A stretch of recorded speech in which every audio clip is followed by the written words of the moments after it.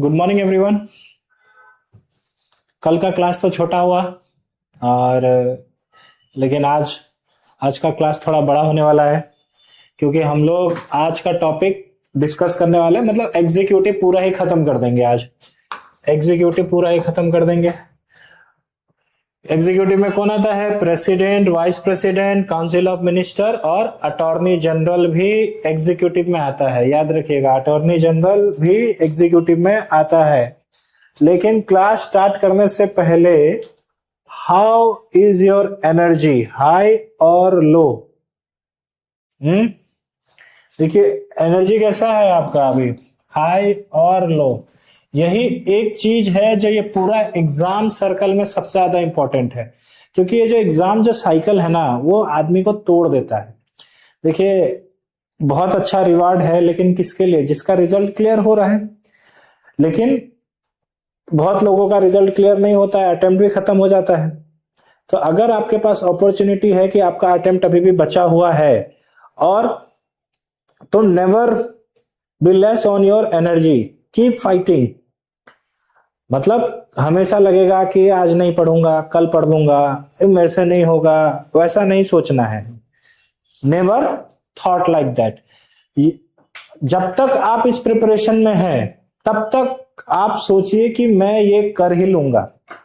और जिस दिन आप ये प्रिपरेशन छोड़ दिए, उस दिन के बाद फिर आप कुछ भी जो करना है वो करिए। लेकिन जब तक आप इस प्रिपरेशन में हैं, तब तक नेवर डाउट योरसेल्फ कि मेरे से नहीं हो पाएगा, दूसरा लोग कर रहा है, मेरा नहीं हो रहा है। आपको वो चीज बिल्कुल नहीं सोचना है किसी के भी बारे में कि उसका हो रहा है, मेरा नहीं हो रहा है। ठीक है? तो एनर्जी हमेशा हाई रहना पड़ेगा आपका, क्योंकि एक बार कोई आदमी पूरा साल प्री दे रहा है, फिर मेंस दे रहा है, फिर उसके बाद इंटरव्यू दे रहा है, तो कितना लंबा साइकिल हो गया ना पूरा। अब यहां पे कोई आदमी फेल हो रहा है, फिर यहीं आ रहा है। अब कोई आदमी यहां पे फेल हो रहा है, फिर वहीं आ रहा है, और जो यहीं फेल हो रहा है तो फिर यहीं आ रहा है। तो जो इंटरव्यू दिया है, अब इंटरव्यू देने के बाद जो अगर किसी का इंटरव्यू क्लियर नहीं हो रहा है, वो वापस से प्रीलिम्स के लिए पढ़ेगा। सेम चीज वापस से बार बार पढ़ना। तो लगता है कभी कभी कि बहुत ज्यादा मेहनत है इसमें, बहुत ज्यादा परेशानी है, कभी कभी लक भी फैक्टर करता है कि नहीं? But the only thing I can suggest you कि आप अपना एनर्जी डाउन मत करना। क्यों? Not because of this exam. अगर लाइफ में आप कुछ भी करोगे तो वहां पे आपका एनर्जी मैटर करेगा, वहां पे एनर्जी आपका मैटर करेगा। ठीक है? तो फिर आज का क्लास हम लोग आज शुरू करते हैं। कल का क्लास में हम लोग क्या डीपीएसपी डिस्कस किया था। अभी एग्जीक्यूटिव हम लोग शुरू करने वाले। एग्जीक्यूटिव, उससे एग्जीक्यूटिव से पहले, जानने से पहले आप लोग को क्या पता है? क्या एग्जीक्यूटिव क्या होता है, ऑर्गन्स ऑफ गवर्नमेंट क्या होता है? बहुत सारा बच्चा जो कि आर्ट्स बैकग्राउंड से नहीं है, कॉमर्स और साइंस का है, और बहुत सारा ऐसा बच्चा जो आर्ट्स बैकग्राउंड से भी है, लेकिन कभी कभी उनको भी पता नहीं होता है कि ऑर्गन्स ऑफ द गवर्नमेंट क्या होता है। तो जैसे हम लोग का शरीर में अलग अलग फंक्शन के लिए अलग अलग बॉडी ऑर्गन्स है, जैसे किडनी है, किडनी का काम क्या होता है? फिल्टरेशन का। लंग्स का क्या होता है? ब्रीदिंग का, है कि नहीं? तो जैसे जैसे शरीर का अलग अलग बॉडी का ऑर्गन है, बॉडी को चलाने के लिए, तो सरकार चलाने के लिए भी तो बहुत सारा ऑर्गन चाहिए होगा, है कि नहीं? तो सबसे पहला ऑर्गन क्या है? लेजिस्लेचर। क्या है? उसके बाद एग्जीक्यूटिव। उसके बाद क्या है? एग्जीक्यूटिव। और उसके बाद क्या आता है लास्ट में? जुडिशियरी, है कि नहीं? जुडिशियरी आता है। अब लेजिस्लेचर का काम क्या होता है? लेजिस्लेचर का काम होता है लॉ बनाना। लॉ बनाना यानी कानून बनाना, लॉ मेकिंग। एग्जीक्यूटिव का काम क्या है? ये जो लॉ बनेगा, अब लेजिस्लेचर का जिम्मेदारी यहां खत्म। अब इसको इंप्लीमेंट करना कौन करेगा? एग्जीक्यूटिव। इसका एग्जीक्यूशन का काम होता है।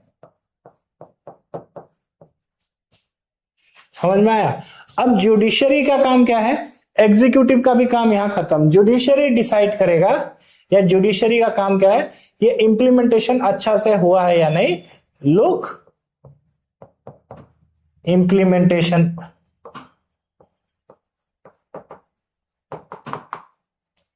मतलब अगर मैं एग्जांपल दूं आपको, तो सपोज हेलमेट पहनना एक अपराध है, सपोज फाइन है, तो ये कानून कौन बनाया, लेजिस्लेचर, कि हेलमेट जो नहीं पहनेगा गाड़ी चला, इस बाइक चलाते वक्त, तो उस पर हम लोग फाइन करेंगे। तो अब लेजिस्लेचर का काम यही खत्म। अब एग्जीक्यूटिव का काम क्या शुरू होता है, एग्जीक्यूटिव का काम है अब इन लॉ को इंप्लीमेंट करना। एग्जीक्यूटिव क्या करेगा, अब जो भी आदमी हेलमेट नहीं पहनाएगा उसका ऊपर फाइन लगाएगा, फाइन लगाएगा। तो लॉ को एग्जीक्यूट कौन कर रहा है, या इंप्लीमेंट कौन कर रहा है, इंप्लीमेंट कौन कर रहा है, एग्जीक्यूटिव। ये वाला लॉ कहां आ जाएगा, यहां पे आ गया एग्जीक्यूटिव। अब लॉ सही से इंप्लीमेंट हुआ है या नहीं, ये कौन देखेगा, जुडिशरी। सपोज कोई आदमी हेलमेट पहना हुआ था, लेकिन फिर भी एग्जीक्यूटिव उसको पकड़ के जुडिशरी के पास ले गया कि हेलमेट नहीं पहना था इसलिए हम लोग इसको लेके आ गए, तो जुडिशरी यानी कोर्ट उस आदमी से क्या पूछेगा कि हाँ भाई क्या हुआ था। तो एग्जीक्यूटिव में क्या आता है, पुलिस आता है, अभी के लिए याद रखिएगा पुलिस। तो पुलिस वाला से कोर्ट पूछेगा कि इसको क्यों लाया है, तो जुडिशरी पुलिस बोलेगा कि इसने हेलमेट नहीं पहना था और लेजिस्लेचर ने एक कानून बनाया था कि अगर कोई हेलमेट नहीं पहनता है तो उस पर फाइन लगाओ। तो फिर जुडिशरी क्या करेगा, उस आदमी से पूछेगा कि हाँ भाई तूने हेलमेट नहीं पहना था क्या, तो आदमी बोलेगा हाँ मैं नहीं पहना था, तो बोलेगा ठीक है। तो जुडिशरी क्या किया, चेक किया ना कि ये जो लॉ बना है कि हेलमेट नहीं पहना वो सही से इंप्लीमेंट हुआ या नहीं।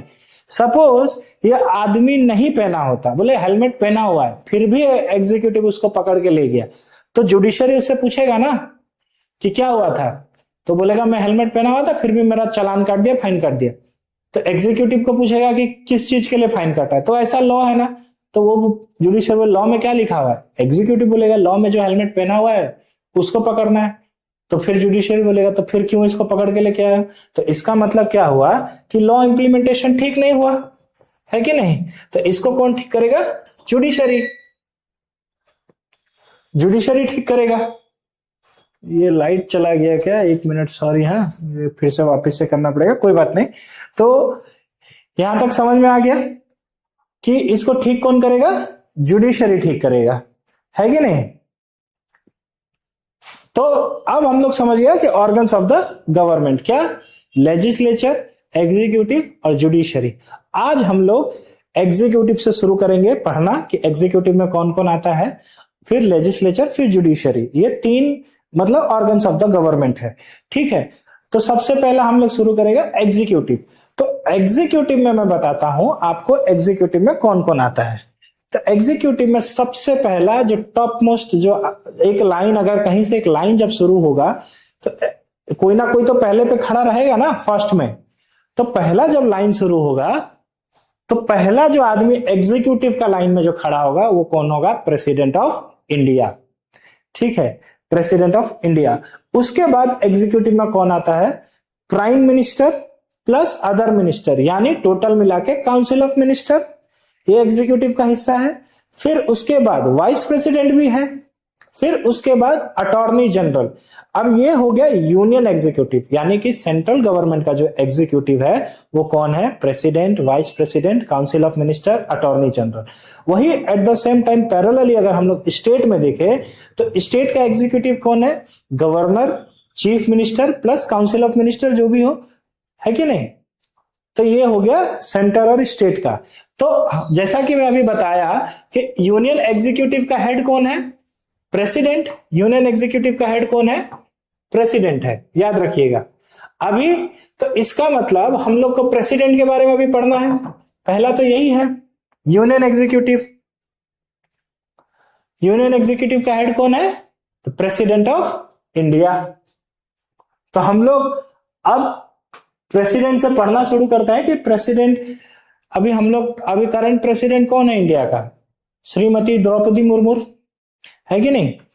और प्रेसिडेंट है। तो अभी हम लोग एक जनरल नॉलेज के लिए और एपीएससी पर्सपेक्टिव से भी देखेंगे कि प्रेसिडेंट का इंपॉर्टेंस क्या है, उनका सिलेक्शन कैसे होता है, उनका सिलेक्शन होता है या इलेक्शन होता है। ठीक है, तो पहले हम लोग क्या करेंगे, अभी प्रेसिडेंट ऑफ इंडिया से शुरू करेंगे। ठीक है, तो सबसे पहला जो प्रेसिडेंट का कॉन्स्टिट्यूशन में जो आर्टिकल है, वो आर्टिकल याद रखिएगा 52 क्या बताता है कि there shall be a president of India. हाँ, और प्रेसिडेंट ऑफ इंडिया, और ये ही is the head of the state. मतलब इंडिया का हेड कौन है? प्रेसिडेंट है। लेकिन इसमें भी एक कैच है। कैच ये है कि इंडिया में दो टाइप का हेड होता है। एक होता है नॉमिनल यानी नाम का हेड, और एक होता है रियल हेड यानी कि काम का। नॉमिनल हेड और नॉमिनल हेड। अच्छा, ये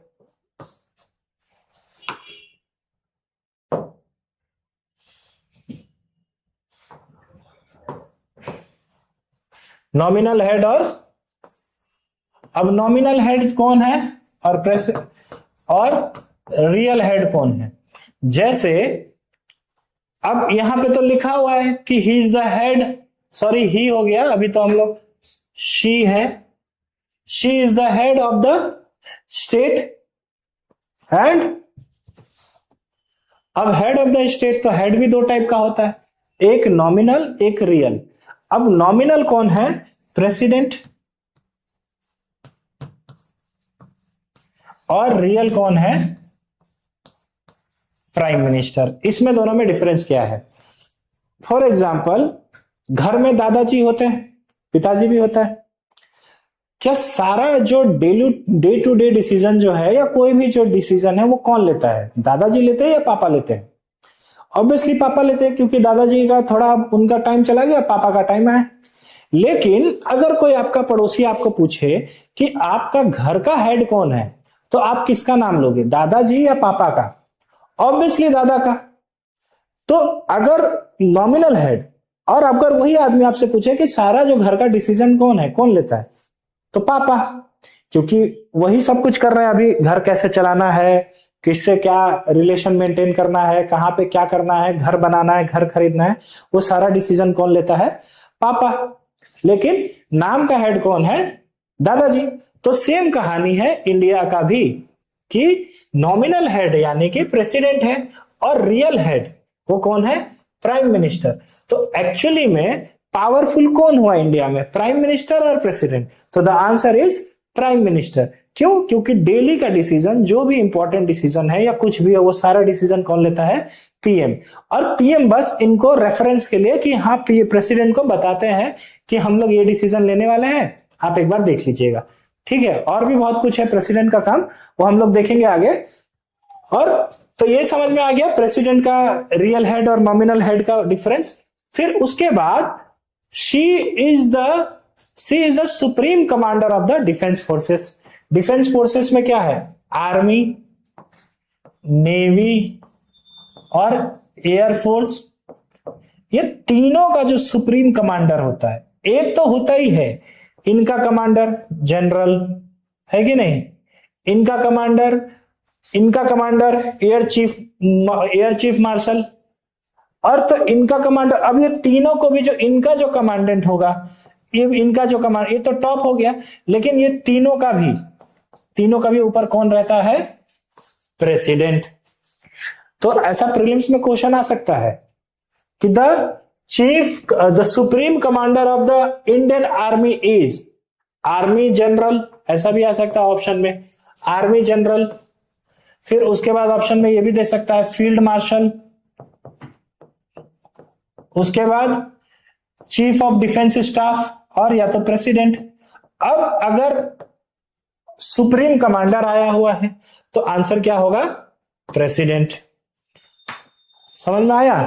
आंसर क्या होगा इसका? प्रेसिडेंट होगा। ऐसा प्रीलिम्स में क्वेश्चन आ सकता है। यहां याद रखने का क्या चीज है, article 52 which tells about the office of the president, that there shall be a president of India, और वो हेड होता है स्टेट का, and nominal head, real head नहीं। फिर अब प्रेसिडेंट का काम क्या है, मतलब वाई प्रेसिडेंट इज नीडेड। अगर नॉमिनल हेड ही है तो काम क्या है, तो अगर आप आर्टिकल 72 देखेंगे, 74, तो इसमें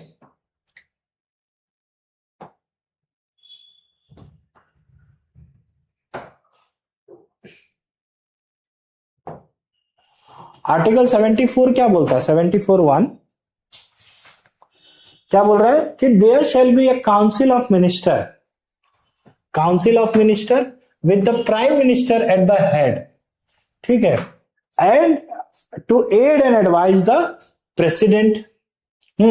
फिर उसके बाद the president shall in the exercise of his function act in accordance with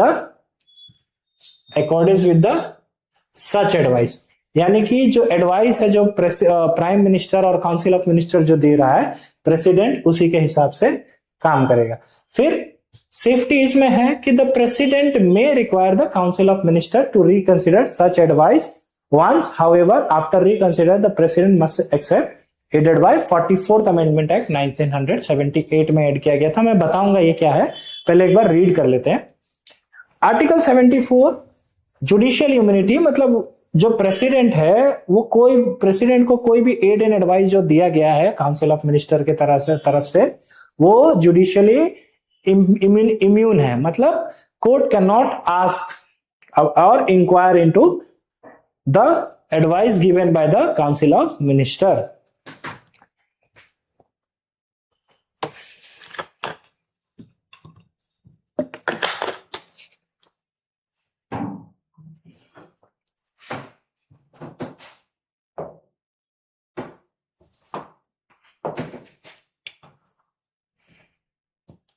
तो अब देखिए, ये पार्लियामेंट हाउस है,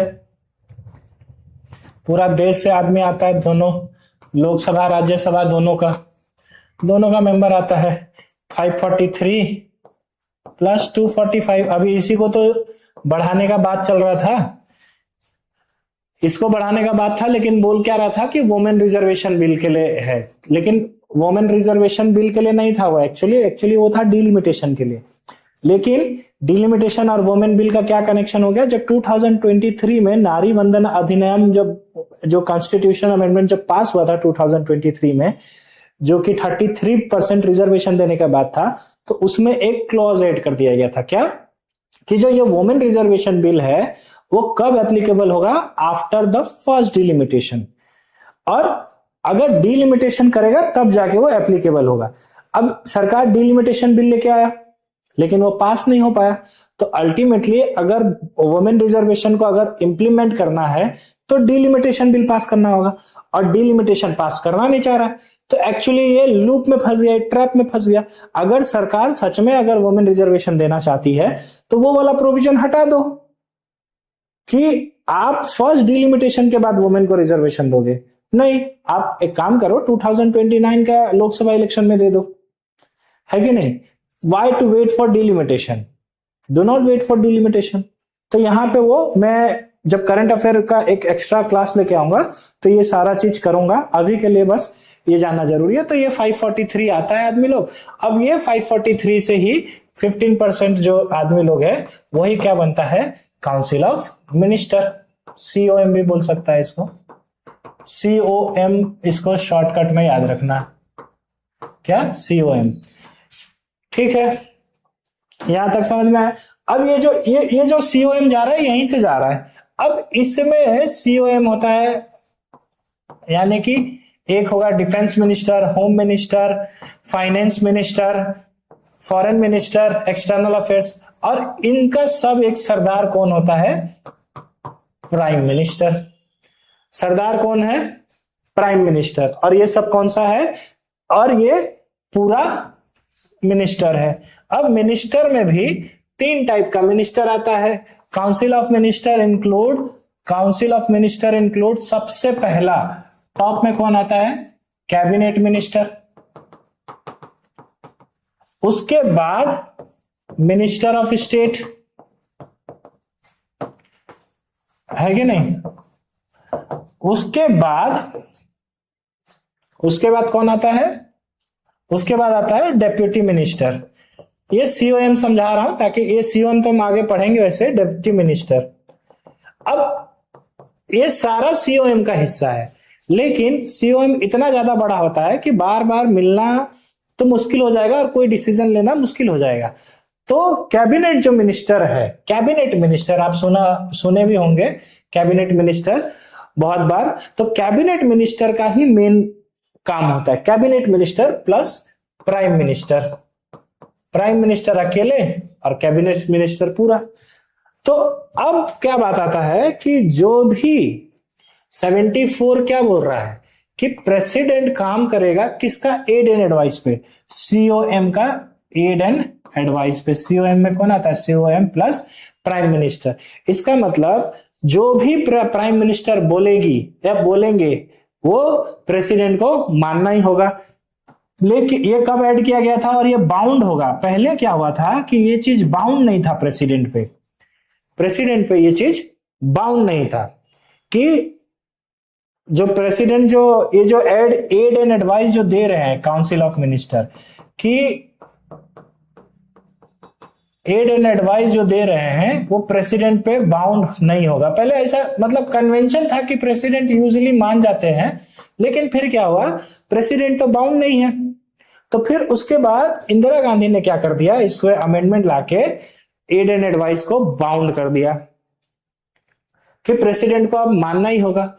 फिर 1978 में जो 44th अमेंडमेंट आया उसमें अब एक ऑप्शन और दे दिया गया, क्या? कि सपोज प्रेसिडेंट को कोई एड एंड एडवाइस दिया गया, कौन देगा? Council of minister plus prime minister. तो अगर वो चीज प्रेसिडेंट को पसंद नहीं आया तो वो वापस से किसको दे सकते हैं कि आप एक बार, मेरे को पसंद नहीं आया, आप एक बार देख लीजिए इसको। तो आया सीओएम के पास वो प्रपोजल, फिर से सीओएम अगर बोलता है कि नहीं सब कुछ ठीक है, आपको मानना ही पड़ेगा, तब उसके बाद प्रेसिडेंट अब बाउंड हो जाती है। तो यहां से क्वेश्चन ऐसा आ सकता है कि the president is bound to work on the aid and advice of the council of minister since from constitution, since from enactment of the constitution. तो इसका आंसर क्या हो जाएगा? रॉन्ग। प्रेसिडेंट बाउंड नहीं थी पहले, लेकिन उसके बाद अब फिर प्रेसिडेंट बाउंड हो गई, और उसके बाद जो रिकंसिडरेशन का जो ऑप्शन आया, ये कब आया? ये आया 1978 में 44th अमेंडमेंट एक्ट के थ्रू। समझ में आया? तो ये चीज वहीं लिखा हुआ था यहां पे, ये वाला।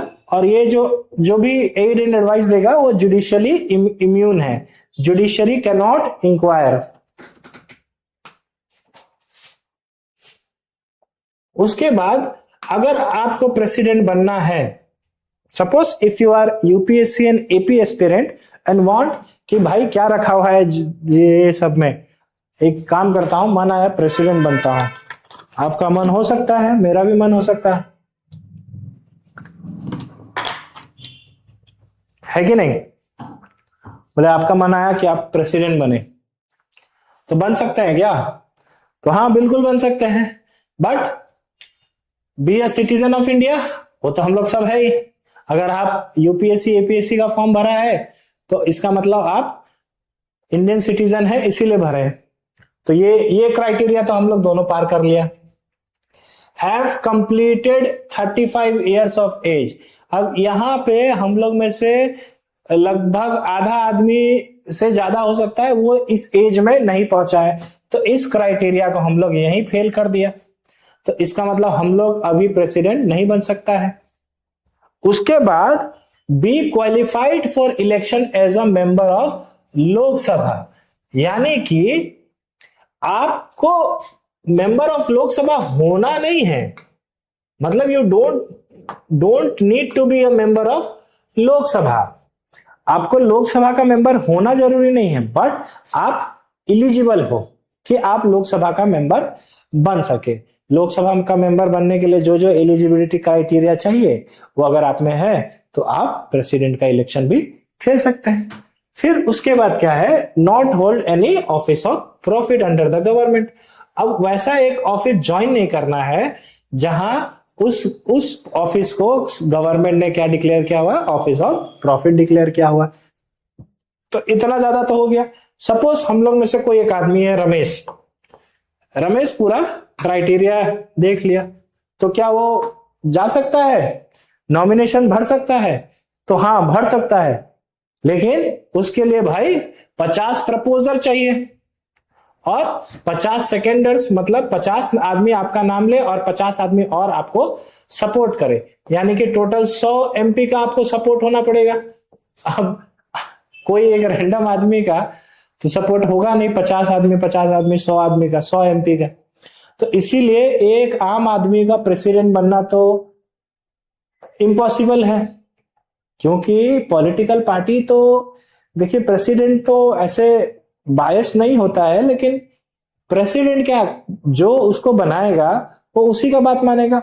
और अगर एमपी उनको सपोर्ट कर रहा है तो एमपी तो ऐसा आदमी को बनाएगा ना जो उनका ही बात माने, है कि नहीं?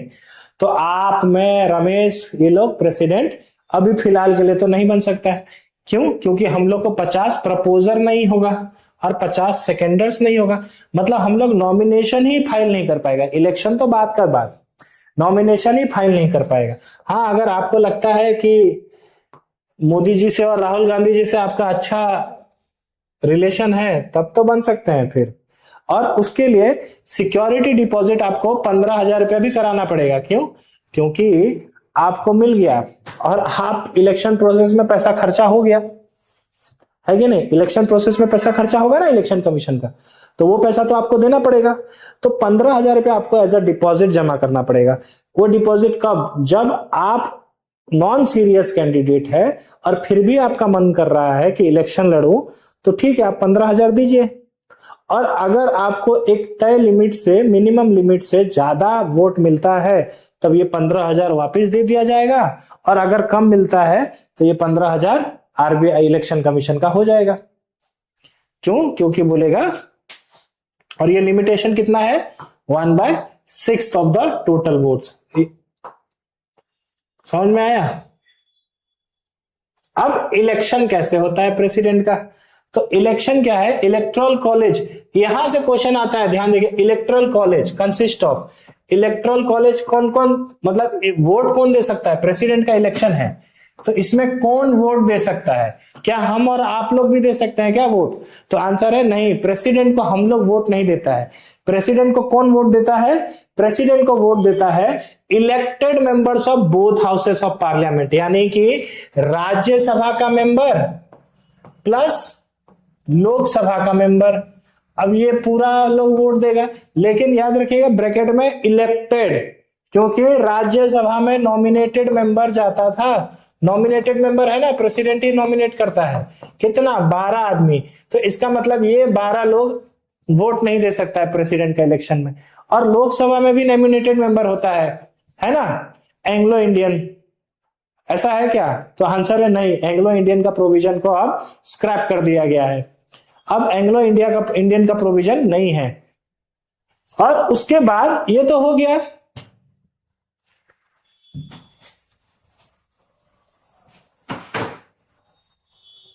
ये हो गया elected member of the both houses, Lok Sabha plus Rajya Sabha. उसके बाद क्या है, elected member of the legislative assembly of state. अब स्टेट में भी पहले प्रोविजन था, वहां पे भी नहीं है। अब एमएलए लोग भी दे सकता है, याद रखिएगा। MLA member of legislative assembly, member of legislative council नहीं। 6 स्टेट में लोअर अपर हाउस है, स्टेट में जैसे बिहार, महाराष्ट्र, कर्नाटका, ये सब में है जहां पे एमएलसी आता है, मेंबर ऑफ लेजिस्लेटिव काउंसिल। वहां उसका भी मेंबर लोग स्टेट का है, लेकिन वो लोग प्रेसिडेंट का इलेक्शन में वोट नहीं दे सकता है। Only MLA can vote. और अब कभी कभी ऐसा लगता होगा कि दिल्ली या पुडुचेरी तो यूनियन गवर्नमेंट के अंदर में आता है, यूनियन टेरिटरी है, तो उसका एमपी एमएलए लोग वोट नहीं दे सकता है। तो आंसर है गलत। इसका assembly of Delhi and Puducherry plus Jammu and Kashmir, plus Jammu and Kashmir, ये लोग भी वोट दे सकता है। समझ में आया? लेकिन ये पूरा मेन चीज क्या है, नॉमिनेटेड मेंबर लोग वोट नहीं करता है। समझ में आया? नॉमिनेटेड मेंबर लोग वोट नहीं करता है। और इसका इलेक्शन सिस्टम क्या होता है, प्रोपोर्शनल रिप्रेजेंटेशन और by means of single transferable vote. Single transferable vote का मतलब क्या होता है, मैं आपको एक एग्जांपल से बताता हूं। ये थोड़ा सा क्रिटिकल है, तो इसको थोड़ा सा फोकस देके देखिएगा। सपोज एक इलेक्शन है, इलेक्शन में 5 आदमी खड़ा हुआ है। एक ऐसा शेप वाला आदमी जिसका नाम मान के चलते हैं हम लोग टी रख लेते हैं। एक ऐसा आदमी है जिसका नाम के रख लेते हैं। एक ऐसा आदमी कैसा भी एल, और एक आदमी और जो खड़ा है इसका नाम हम लोग रख लेते हैं ओ। ये पांचों आदमी को, ये चारों को लग रहा है कि मैं प्रेसिडेंट बनूंगा। इलेक्शन लड़ा, अब सारा एमपी लोग इसको वोट देगा। अब सारा एमपी से ये पूछा जाएगा कि आप किसको वोट देंगे। तो नॉर्मली हम लोग क्या करता है, जिसको वोट देना होता है वहां बटन दबा देता है। लेकिन ऐसा प्रेसिडेंट का इलेक्शन में नहीं होता है। यहां पे क्या होता है, प्रोपोर्शन रिप्रेजेंटेशन और सिंगल ट्रांसफरेबल वोट सिस्टम। तो अब सपोज ये आदमी लोग एमपीज लोग हैं, ए बी सी डी और यहां पे ई, 5 आदमी हैं। तो अब इससे एक कागज दिया जाएगा ए को, और ए को बोला जाएगा कि आप कौन सा कैंडिडेट को अपना प्रेफरेंस देते हैं और वोट देते हैं। मतलब सपोज ए देना चाहता है टी को वोट, तो टी को क्या देगा, वो प्रेफरेंस नंबर 1 देगा। और उसके बाद इसको लग रहा है कि मेरा दूसरा प्रेफरेंस क्या होना चाहिए, के, और तीसरा प्रेफरेंस क्या होना चाहिए, ओ, और चौथा प्रेफरेंस क्या होना चाहिए, एल। तो ये किसी एक को वोट नहीं दिया, ये बस बताया कि मैं नंबर 1, मेरा जो प्रेफरेंस है, मेरा नंबर 1 पे कौन है, ये 1 है। जैसे हम लोग कैसे प्रेफरेंस देता है, एपीएस एसीएस है कि नहीं, उसके बाद मार्क्स डिसाइड करता है कि किस क्या मिलेगा, लेकिन प्रेफरेंस तो हम लोग से पूछा जाता है। तो वैसे ही अभी तक कोई डिसीजन नहीं हुआ कि कौन जीता है। वैसे ही बी को पूछा जाएगा, तो बी सपोज इसको 2 दिया, इसको 1 दिया, और इसको दिया 3, इसको दिया 4, ठीक है। और सपोज सी से भी पूछा जाएगा कि सी किसको देना चाहता है, तो इसको दिया 3, इसको दिया 1, और इसको दिया 4, इसको दिया 2।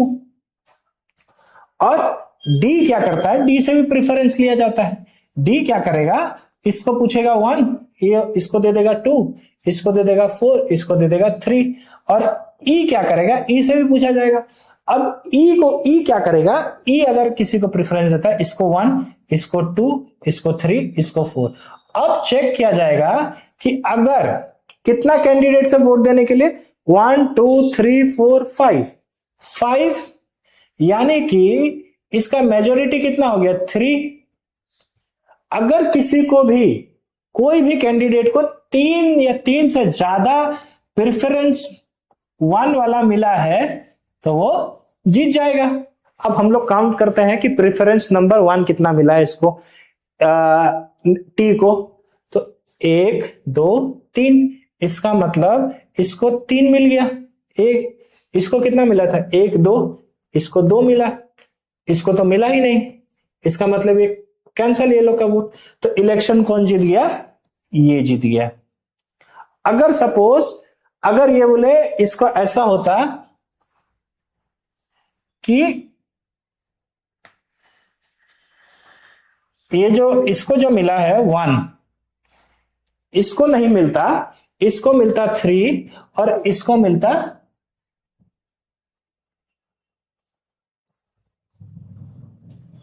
ये मिटता भी नहीं है,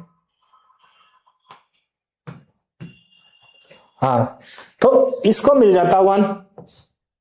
तो अब क्या हो रहा है, अब अगर हम लोग पहले प्रेफरेंस देखेंगे, नंबर 1 का प्रेफरेंस, ए को कितना मिला, 1 2 2, बी सॉरी टी को कितना मिला था, टी को कितना मिला था 2, और के को कितना मिला है 1 2, और उसके बाद एल को कितना मिला है 1। तो यहां पे अब देखो ये 2 तो आ गया, अब ये दोनों में से ही किसी को जीतना होगा, तो जिसके पास सबसे कम प्रेफरेंस है 1 का, उसको हम लोग एलिमिनेट कर देता है। तो ये एल के पास है और ओ के पास तो प्रेफरेंस नंबर 1 तो है ही नहीं, तो ओ भी एलिमिनेट हो गया, ओ भी एलिमिनेट हो गया। अब ओ को अगर और एल को अगर 1, सपोज एल को किसने, ई ने नंबर 1 प्रेफरेंस दिया था, एल को किसने नंबर 1 प्रेफरेंस दिया था, ई ने। तो अब हम लोग चेक करेंगे कि ई ने सेकंड प्रेफरेंस किसको दिया था, तो सेकंड प्रेफरेंस दिया था के को, तो इसका जो ये 1 प्रेफरेंस है ये इधर आ जाएगा, क्योंकि एल तो एलिमिनेट हो गया ना, और एल एलिमिनेट हो गया तो इसका मतलब जो एल का प्रेफरेंस 1 था और एल का प्रेफरेंस 2 था, तो ऑटोमेटिकली ये एल का 1 जो किस में आ जाएगा, के में। तो अब देखेंगे यहां पे, तो एल यहां पर के का जो प्रेफरेंस है वो 3 हो जाएगा और ये जीत जाएगा। इसी को बोलता है सिंगल ट्रांसफरेबल वोट। समझ में आया कि इसका नंबर 1 प्रेफरेंस यहां ट्रांसफर हो गया, क्यों, क्योंकि इसको एक भी मतलब इसको सबसे ज्यादा कम नंबर 1 का प्रेफरेंस मिला था, तो ये एलिमिनेट हो गया। समझ में आया, ये बड़ा थोड़ा ट्रिकी कंसेप्ट है, आपको अगर समझ में नहीं आया तो आप मेरे को वापस से पूछ सकते हैं, नहीं तो ये वीडियो को वापस आप देख लेंगे तो आपको पता चल जाएगा। ये बहुत मतलब पेचीदा कंसेप्ट था, तो मेरा मतलब आई होप कि मैं पूरा ट्राई किया हूं आपको समझाने के लिए। कोई बात नहीं, अगर आपको समझ नहीं आया होगा तो आप मेरे से पूछ सकते हैं। तो इसी का मतलब है, ये देखिए यहां पे लिखा भी हुआ है कि by means of single transferable vote and secret ballot. Secret ballot का मतलब क्या होता है, जब कोई वोट देने जाएगा तो किसी को पता नहीं होगा कि कौन किसको वोट दे रहा है। समझ में आया, तो इसका मतलब क्या है कि पार्टी विप नहीं इशू कर सकती है प्रेसिडेंट के इलेक्शन में। विप मतलब होता है पार्टी का इंस्ट्रक्शन, कि पार्टी जैसे बोल दिया कांग्रेस की कांग्रेस ए और बी है, तो कांग्रेस अपना एमपी एमएलए को नहीं बोल सकती है कि बी को ही वोट देना। क्यों, क्योंकि सीक्रेट बैलेट है, सीक्रेट बैलेट में कौन क्या किसको वोट दिया क्या पता चलेगा, है कि नहीं। और इसका रिटर्निंग ऑफिसर यानी कि इलेक्शन कंडक्ट कराने वाला का है बाय रोटेशन, दोनों कौन बनता है, secretary general of the Lok Sabha और राज्यसभा।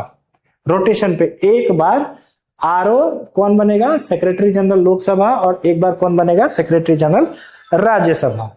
अब बात आता है कि एमएलए का वोट का वैल्यूएशन कितना है, एमएलए का वोट का वैल्यूएशन कितना होता है, एमएलए या एमपी का कितना होता है। तो इसका सिंपल सा मैथ्स है कि यहां पे vote value of MLA equal to state population by number of MLA. समझ में आया, स्टेट का जितना पॉपुलेशन है और जितना उसका एमएलए है, उसको अगर हम लोग डिवाइड कर दे तो क्या मिल जाएगा, क्या मिल जाएगा, उसका एमएलए का वोट वैल्यू। समझ में आया, आया कि नहीं।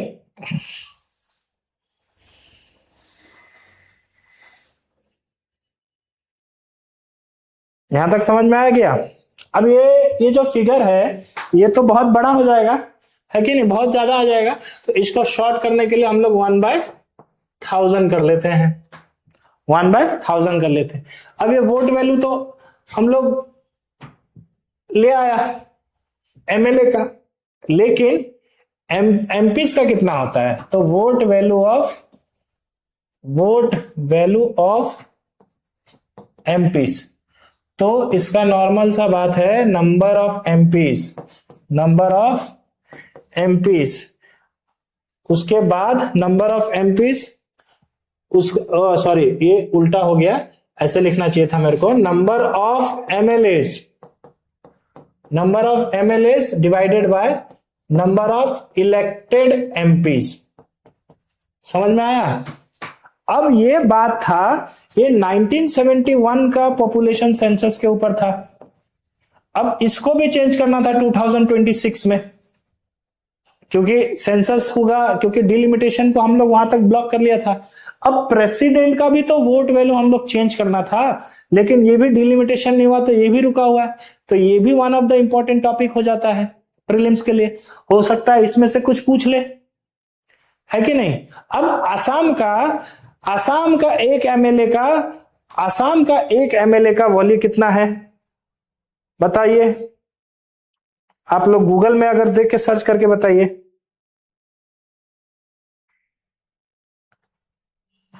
हाँ, ये क्वेश्चन भी पूछ सकता है, कंपैरिजन कर सकता है कि state of Assam have higher MLA vote value than state of Uttar Pradesh, या कुछ भी पूछ सकता है कि नहीं? आप लोग एग्जैक्टली मेरे को नहीं पता कितना है, लेकिन आप लोग गूगल में सर्च करके ये चीज लिख लीजिएगा। समझ में आया? अब चलते हैं आगे। ये चीज समझ में आ रहा है ना आप लोगों को? वरना अगर समझ नहीं आ रहा, क्रैश कोर्स है, इसका मतलब ये नहीं कि मैं कहीं कुछ चीज का कमी कर रहा हूं, बहुत अच्छा तरीका से समझा रहा हूं, और एग्जाम वगैरह भी ले रहा हूं ठीक से, ताकि आप लोग को सब समझ में आ जाए और प्रैक्टिस भी होता रहे। तो इसको आप फ्री क्रैश कोर्स है तो ऐसा मत सोचिए कि ये काम में नहीं आएगा। और हम लोग बहुत ही जल्दी इस बार क्या सोच रहे हैं हम लोग कि एक फाउंडेशन बैच लॉन्च करने के लिए, तो ऑलमोस्ट सब कुछ रेडी है। मई का विद इन 10 या 11 को हम लोग बैच शुरू कर देगा, फाउंडेशन बैच, और उसमें बहुत अच्छा तरीका से पढ़ाया जाएगा। ऐसा होगा कि वो बैच मतलब बहुत छोटा रहेगा, प्रिसाइज, कंसाइज, फोकस्ड, मतलब जो चीज चाहिए एग्जाम क्लियर करने के लिए वही देना है। ऐसा नहीं कि बहुत ज्यादा इंफॉर्मेशन उस पर लोड कर देना है, कोचिंग के तरह नहीं, कि कोचिंग का क्या होता है जिम्मेदारी, कि कोचिंग वाला इतना आपको पढ़ा देगा, इतना में से तो इतना तो आएगा ही आएगा ना, वो तो 100% श्योर है। बात तो तब बने कि आप इतना दे और उसमें इतना आ जाए, है कि नहीं? नहीं तो इतना तो कोई भी दे देगा, बोलेगा ये पढ़ लो, है कि नहीं? अगर कोई आदमी, अगर मैं 2000 टॉपिक पढ़ाया और इसमें से 10 क्वेश्चन आया या 12 क्वेश्चन आया, क्या फायदा? अगर मैं आपको 500 टॉपिक पढ़ा रहा हूं, उसमें से अगर आपका 10 क्वेश्चन लग जाए तो ये इंपॉर्टेंट है। अब ये 2000 का चक्कर में आदमी लोग प्रॉब्लम में फंस जाता है। अब ये 2000 टॉपिक करने का चक्कर में क्या होता है, सब कुछ थोड़ा थोड़ा देखने लग जाता है, और उसके बदले क्या होता है, 500 टॉपिक भी अच्छा से नहीं हो पाता है कि नहीं? चलिए फिर आगे चलते हैं। अच्छा, ये टर्म्स के बारे में है। हाँ, ये तो हो गया कि प्रेसिडेंट का जो ओथ कौन लेता है, और टर्म कितना होता है, 5 years from the date of he enters the office, जब ऑफिस में घुसते हैं तब से। और president is eligible for re election any number of time. क्या डोनाल्ड ट्रंप अगला बार इलेक्शन प्रेसिडेंट बन सकता है यूएसए का? तो आंसर है नहीं, डोनाल्ड ट्रंप यूएसए का प्रेसिडेंट नहीं बन सकते हैं। क्यों? क्योंकि यूएसए में लिमिटेशन है, मैक्सिमम 2 times। और इंडिया का प्रेसिडेंट का ऐसा कोई लिमिटेशन नहीं। इंडिया का प्रेसिडेंट आप जब तक मर जाते हो, मरने के बाद भी बनना है तो बनो, कोई रोकने वाला नहीं है आपको। आपको लगता है कि प्रेसिडेंट बन जाऊंगा मरने के बाद भी, बनिए, आपको कोई नहीं रोकेगा। लेकिन यूएसए में ये लिमिटेशन है। और प्रेसिडेंट का ओथ कौन लेता है, कौन दिलवाता है ओथ? तो answer is CJI, chief justice of the India, that is chief justice of supreme court. समझ में आया? और प्रेसिडेंट का आप अगर ओथ पढ़ेंगे ना, तो आपको एक बहुत इंटरेस्टिंग चीज पता चलेगा। क्या है कि president is the only one who take an oath to protect the constitution, क्या, कॉन्स्टिट्यूशन को बचाने का। और बाकी जितना ऑफिस है, prime minister, MP, MLA, governor, high court जज, वो सब क्या करता है, to swear the allegiance. Allegiance मतलब कॉन्स्टिट्यूशन के हिसाब से चलना, कॉन्स्टिट्यूशन जो बोल रहा है उसको फॉलो करना, और इसको प्रोटेक्ट करने का जिम्मेदारी किसका है, प्रेसिडेंट का।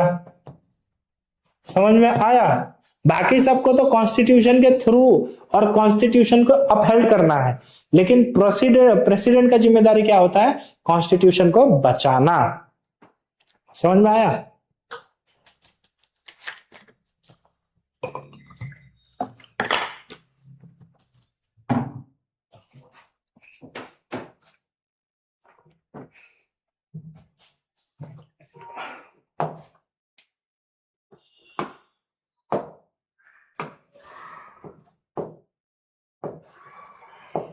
चल जा।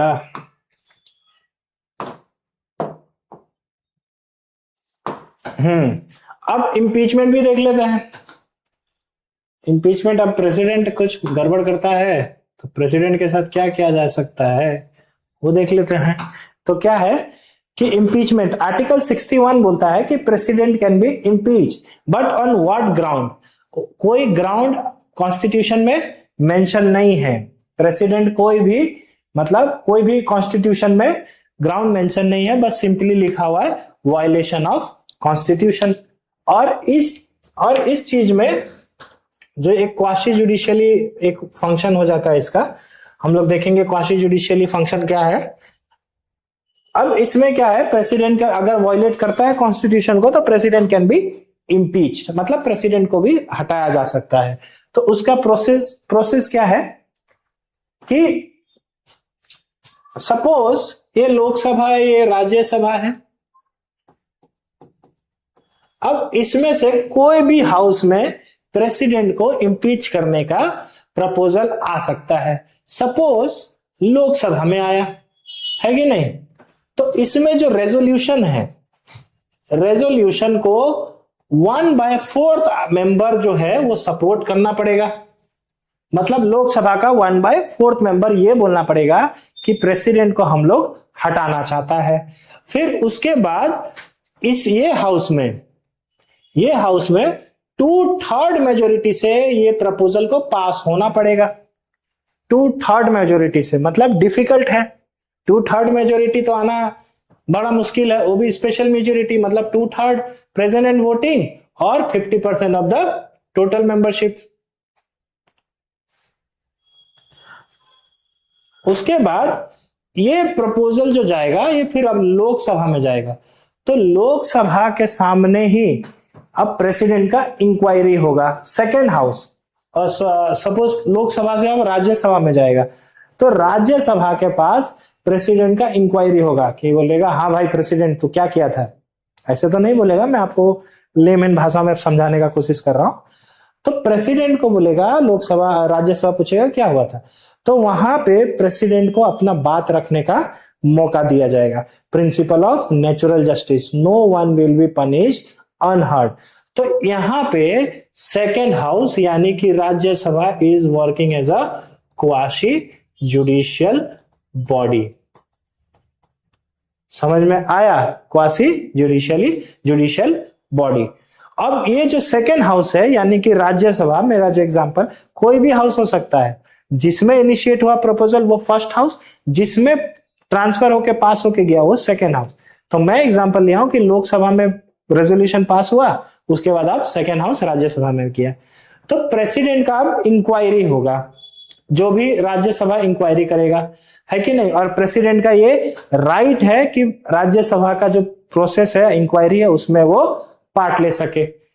और अगर राज्यसभा भी 2/3 मेजोरिटी से पास करता है, total membership of the house 2/3, इसका भी 2/3 था और टोटल मेंबरशिप, हाँ टोटल मेंबरशिप का, तो द प्रेसिडेंट स्टैंड्स रिमूव। अब प्रेसिडेंट रिमूव हो जाएगा। तो इसका मतलब दोनों हाउस से 2/3 मेजोरिटी में प्रपोजल को पास करना पड़ेगा। समझ में आ गया? अब प्रेसिडेंट का एक पावर देखते हैं। सपोज पार्लियामेंट तो साल में 3 बार मिलता है, सेशन होता है, लेकिन कभी आपने सोचा है कि अभी अगर कोई जरूरी पड़ गया, इमरजेंसी हो गया, अगर कुछ लॉ बनाना है तो फिर तब क्या किया जा सकता है? कभी सोचा है आप लोगों ने कि इन दैट सिचुएशन क्या कर सकता है? फिर लॉ कैसे बनेगा? लॉ कैसे बनेगा तभी? तो तब लॉ बनेगा ऑर्डिनेंसेस से। ऑर्डिनेंस यानी कि अगर लोकसभा या राज्यसभा दो, मतलब पार्लियामेंट, और ये स्टेट में भी होता है, अगर कोई सेशन में ना हो तो प्रेसिडेंट रिकमेंड, मतलब on the recommendation of, by the recommendation from the COM can issue ordinances. Ordinance का काम क्या होता है? टेम्पररी लॉ का हिसाब होता है, हिसाब जैसा होता है। जैसे कि इसमें अगर नॉर्मली कोई लॉ बनाना होता है, ऑर्डिनरी लॉ, तो इसमें पहले कोई भी लोकसभा में जाएगा, फिर राज्यसभा में, फिर प्रेसिडेंट के पास, ये प्रोसेस होता है। या तो ऐसे भी हो सकता है कि राज्यसभा के पास गया, फिर लोकसभा, फिर उसके बाद प्रेसिडेंट के पास। लेकिन इतना लंबा प्रोसेस को, कभी कभी इमरजेंसी आ गया, अब इतना लंबा प्रोसेस कौन करने जाएगा? सपोज कुछ एक मतलब अब रूल ऑफ लॉ है, तो बिना रूल का, तो बिना लॉ का कुछ नहीं होगा। तो कुछ एक प्रॉब्लम आ गया, तो जहां पे लोगों को कुछ रेस्ट्रिक्शन करना है, तो उसके लिए ऑर्डिनेंस इशू कर सकता है कि नहीं? और ये कौन सा आर्टिकल में है? आर्टिकल 1, 2, 3। और स्टेट गवर्नमेंट भी ऑर्डिनेंस इशू कर सकता है, उसका है 213। ये शॉर्टकट है। तो इसका कंडीशन क्या है? ऑर्डिनेंस इशू अगर प्रेसिडेंट अपना मर्जी से ऑर्डिनेंसेस इशू करने लगे तो वो तो गड़बड़ वाला बात हो जाएगा। फिर लेजिस्लेचर का क्या होगा? फिर ऐसा हो जाएगा कि सेपरेशन ऑफ पावर डेंजर में आ जाएगा, क्योंकि लॉ बनाना तो लेजिस्लेचर का काम था, यहां तक प्रेसिडेंट ही बना रहा है। तो ये एक प्रोविजन ऐसा है जो टेम्पररी लॉ का है। इसके लिए भी कुछ कुछ कंडीशन है। कंडीशन क्या है?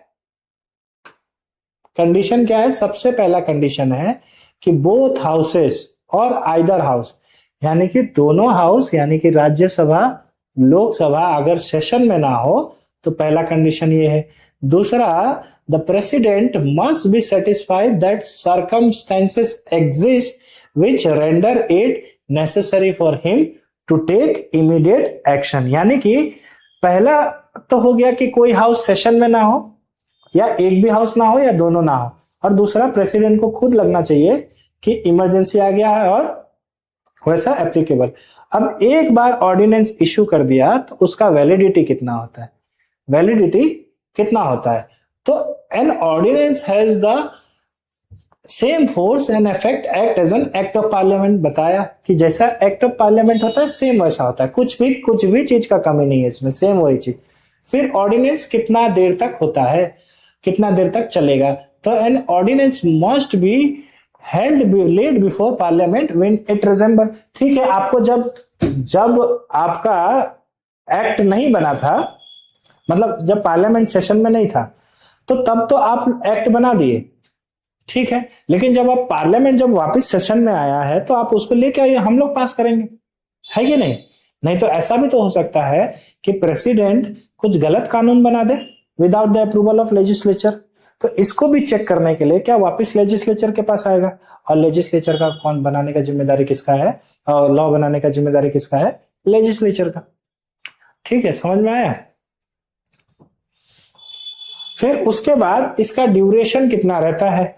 ड्यूरेशन मतलब एक बार ऑर्डिनेंस बना दिया तो ये ceases to operate 6 weeks from the reassembly of parliament। Suppose आज 1 मई है और ये 6 या 1 जनवरी को ऑर्डिनेंसेस इशू हो गया, और क्योंकि कोई भी हाउस सेशन में नहीं था, तो अब उसके बाद 1 मई को वापस से पार्लियामेंट सेशन में आया। पार्लियामेंट क्या हुआ? सेशन में आया। तो यहां से उसके बाद अब प्लस 6 वीक्स, अगर 6 वीक्स के अंदर पार्लियामेंट उस ऑर्डिनेंस को पास नहीं करता है तो वो 6 वीक्स के अंदर लैप्स हो जाएगा। समझ में आया? लैप्स हो जाएगा। फिर इसका और कॉन्स्टिट्यूशन में ये लिखा हुआ है कि 2 सेशन के बीच में, 2 सेशन के बीच में 6 महीना से ज्यादा गैप नहीं होना चाहिए। 6 महीना से ज्यादा गैप नहीं होना चाहिए, यानी कि साल में 2 सेशन तो पक्का होगा। अगर ऑर्डिनेंस को मैक्सिमम कितना टाइम के लिए चल सकता है? 6 मंथ प्लस 6 वीक, इससे ज्यादा ऑर्डिनेंस नहीं चल सकता है। और हां, अगर जैसा बोला कि इमरजेंसी आ गया, कुछ ऐसा इमरजेंसी आ गया कि कॉन्स्टिट्यूशन ही को चेंज करना है, तो क्या कर सकते हैं? तो आंसर है नहीं, कॉन्स्टिट्यूशन को ऑर्डिनेंस बिल से चेंज नहीं किया जा सकता है। समझ में आया? और अब एसेंट टू द बिल, मतलब अब सिचुएशन क्या होता है? पहले लोकसभा पास करेगा या राज्यसभा, या फिर राज्यसभा के पास, या वाइस वर्सा, फिर उसके बाद प्रेसिडेंट। अब प्रेसिडेंट इसको साइन यानी एसेंट देगा या नहीं, वो क्या होगा, किस पे डिपेंड करेगा? तो अलग अलग बिल के लिए अलग अलग नियम है। ऑर्डिनरी बिल, परमिशन रिक्वायर्ड, मतलब ये बिल लाने से भी पहले प्रेसिडेंट का परमिशन चाहिए क्या? तो आंसर है नहीं चाहिए। फिर उसके बाद प्रेसिडेंट को एसेंट देना है, तो आंसर है यस। और ये सारा चीज क्या होगा? On the aid and advice of the executive, यानी sorry council of minister. Council of minister अगर बोल रहा है कि प्रेसिडेंट साहब you can give your assent, तो प्रेसिडेंट बोलेगा यस। फिर विथ होल्ड एसेंट, मतलब विथ होल्ड एसेंट यानी कि प्रेसिडेंट अपना जो मंजूरी है, एसेंट है, उसको रोक भी सकता है, तो आंसर है यस। ये भी लेकिन कब? जब ये जो काउंसिल ऑफ मिनिस्टर इसको बोलेगा तभी। उसके बाद रिटर्न, क्या प्रेसिडेंट वापस से भेज सकता है इसके पास पार्लियामेंट के पास? तो आंसर है यस, भेज सकता है। और लास्ट में पॉकेट वीटो भी रख सकता है। क्या पॉकेट वीटो? कि मान के चलिए कि प्रेसिडेंट को मन नहीं है, कि कैसे हम लोग का कोई दोस्त लोग कभी कभी कोई पैसा मांग लेता है, तो हम लोग के पास क्या हो जाता है, अगर नहीं देना होता है तो क्या करता है, उसका मैसेज इग्नोर कर देता है, मैसेज सेंड नहीं करता। तो इसमें क्या हुआ, ना तो हम लोग उसको मना किया और ना ही पैसा दिया। वो क्या कर लिया, हम लोग पॉकेट में भर के रख लिया, बोला कि बाद में देखूंगा। तो सेम चीज प्रेसिडेंट को अगर मन नहीं है कि अपना एसेंट दे, तो प्रेसिडेंट उसको क्या कर सकता है, पॉकेट वीटो कर सकता है। मतलब वो रख देगा और कुछ भी उस पर एक्शन नहीं लेगा। फिर मनी बिल के लिए क्या परमिशन चाहिए होता है? तो यस चाहिए। ये सब प्रीलिम्स में आएगा क्वेश्चन, एकदम 100% श्योर है कि आज ये वाला प्रीलिम्स या अपकमिंग प्रीलिम्स या आ चुका होगा, ये सारा प्रीलिम्स में आने वाला टाइप का क्वेश्चन है। फिर यहां पे भी विथ होल्ड कर सकता है, यस। रिटर्न कर सकता है, नो।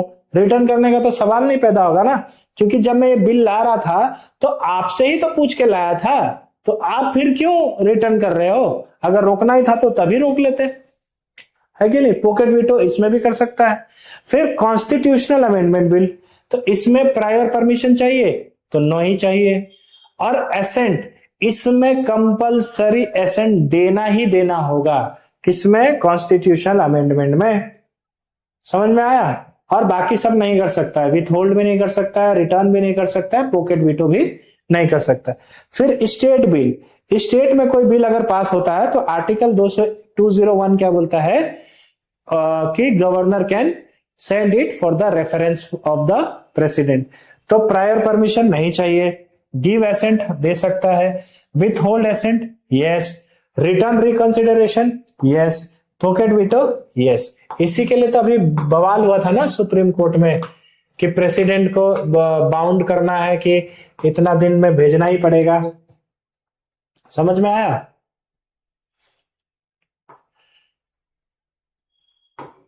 अब यहां पे प्रेसिडेंट खत्म। अब शुरू करते हैं फटाक से हम लोग वाइस प्रेसिडेंट। तो वाइस प्रेसिडेंट प्रेसिडेंट का ही तरह, अगर vice president is the first citizen, first citizen कौन है? President, president. तो सेकंड सिटीजन कौन है? Vice president. समझ में आया? तो आर्टिकल 63 क्या बोलता है? उसमें 52 था, इसमें 63 है कि there shall be a vice president of India. फिर the VP is the ex officio chairman of the Rajya Sabha. Ex officio chairman का मतलब होता है कि जो आदमी वाइस प्रेसिडेंट है तो वो अल्टीमेटली राज्यसभा का भी चेयरमैन वही होगा। मतलब अगर मैं सपोज फॉर एग्जांपल, अगर मैं क्लास में फर्स्ट आया हूं तो मॉनिटर मैं ही बनूंगा। अल्टीमेटली जो आदमी फर्स्ट आएगा वो मॉनिटर होगा। वैसे ही जो आदमी वाइस प्रेसिडेंट बनेगा वो राज्यसभा का चेयरमैन वही बनेगा। और लेकिन लोकसभा में क्या होता है? स्पीकर होता है, और राज्यसभा में क्या होता है? चेयरमैन। तो ये डिफरेंस याद करिएगा, हम लोग देखेगा, वैसे टेंशन लेने वाला बात नहीं है। फिर उसके बाद he act as the president when the vacancy occur due to death, resignation और रिमूवल। सपोज मिड टर्म में प्रेसिडेंट का डेथ हो गया, वैकेंसी हो गया, या रेजिग्नेशन हो गया, या इंपीचमेंट हो गया, या एब्सेंटी है, बीमार उमार हो गया, तो उस टाइम में क्या देश बिना प्रेसिडेंट का चल पाएगा? तो आंसर है नहीं। उस टाइम में कौन एक्ट करेगा? उस टाइम में कौन एक्ट करेगा? उस टाइम में vice president will act as a president. अब वाइस प्रेसिडेंट अगर आपको बनना है, सब आपको प्रेसिडेंट नहीं बन पाया तो वाइस प्रेसिडेंट बनना है, तो वाइस प्रेसिडेंट बनने का एज लिमिट कितना है? यहाँ पे भी 35। और ये सबसे बड़ा बात, सबसे इंपॉर्टेंट जो चीज है जो किसी को नहीं पता, वो सिटीजन ऑफ इंडिया होना जरूरी है। फिर इसमें उसमें लोकसभा था, यहाँ पे राज्यसभा है। प्रेसिडेंट अगर बनना है तो you must B a member of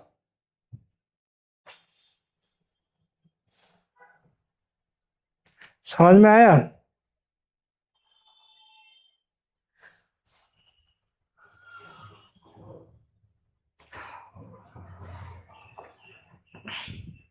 ये हाँ, आप जो बोल रहे हैं वो सही है। बवाल जो गवर्नर का हुआ था, लेकिन कुछ कुछ केस में भी गवर्नर क्या करता है? प्रेसिडेंट के पास भेज देता है एसेंट के लिए।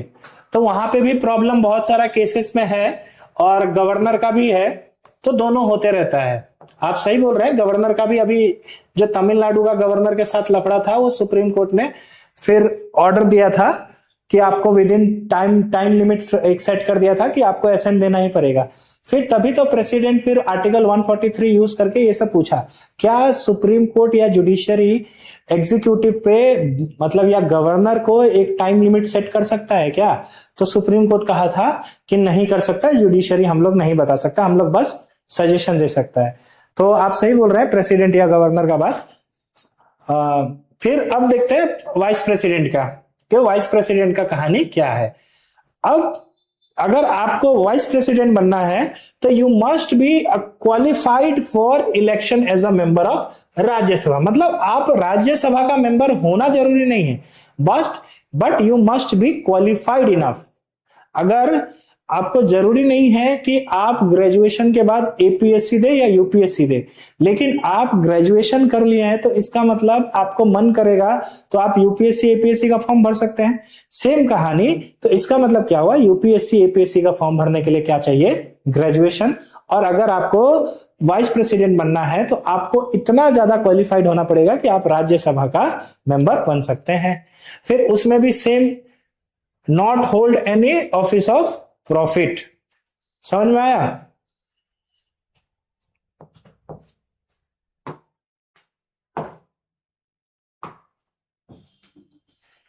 फिर नॉमिनेशन पेपर उनमें जैसा था 50+50 प्रेसिडेंट में, इनमें कितना है? 20 प्रपोजर प्लस 20 सेकेंडर्स। और प्रेसिडेंट को 50-50 चाहिए था, और वहां पे पैसा कितना था? वहां भी 15,000, यहां भी 15,000। फिर उसके बाद इनका इलेक्टोरल कॉलेज को ध्यान से देखिएगा और डिफरेंस समझ में आएगा। तो टू मेजर डिफरेंस है क्या, यहां पे both elected and nominated member of parliament, वहां पे नॉमिनेटेड मेंबर नहीं था, वहां पे नॉमिनेटेड मेंबर नहीं था। फिर उसके बाद it does not include state legislative assembly का आदमी लोग को, एमएलए लोग को यहां पे इंक्लूड नहीं करता, यहां पे बस सेंट्रल का ही जो सेंट्रल लेजिस्लेचर है उसी का ही जो मेंबर है वही। फिर इसके में भी proportion representation by means of single transferable vote system, अब ये हम लोग देखा था प्रेसिडेंट के टाइम में। फिर उसके बाद returning officer same secretary general of Lok Sabha और राज्यसभा दोनों रोटेशन में, समझ में आया, दोनों रोटेशन में करेगा। तो यहां तक आपको क्लियर हो गया होगा, शायद कोई दिक्कत नहीं आना चाहिए यहां तक।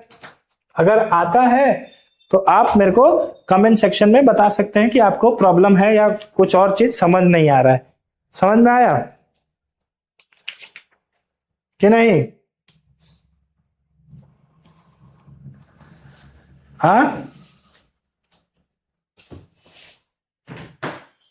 अब removal impeachment of vice president देखते हैं। तो इनका रिमूवल और इंपीचमेंट उतना ज्यादा सिक्योर नहीं है कंपेयर टू द प्रेसिडेंट। इनका जो इंपीचमेंट है वो बहुत आसान है। इनका इंपीचमेंट टेक्निकली कॉन्स्टिट्यूशन में नहीं लिखा गया है और ये रेजोल्यूशन से रिमूव होते हैं, लेकिन इसका इनका भी ग्राउंड कोई दिया नहीं है कॉन्स्टिट्यूशन में, है कि नहीं?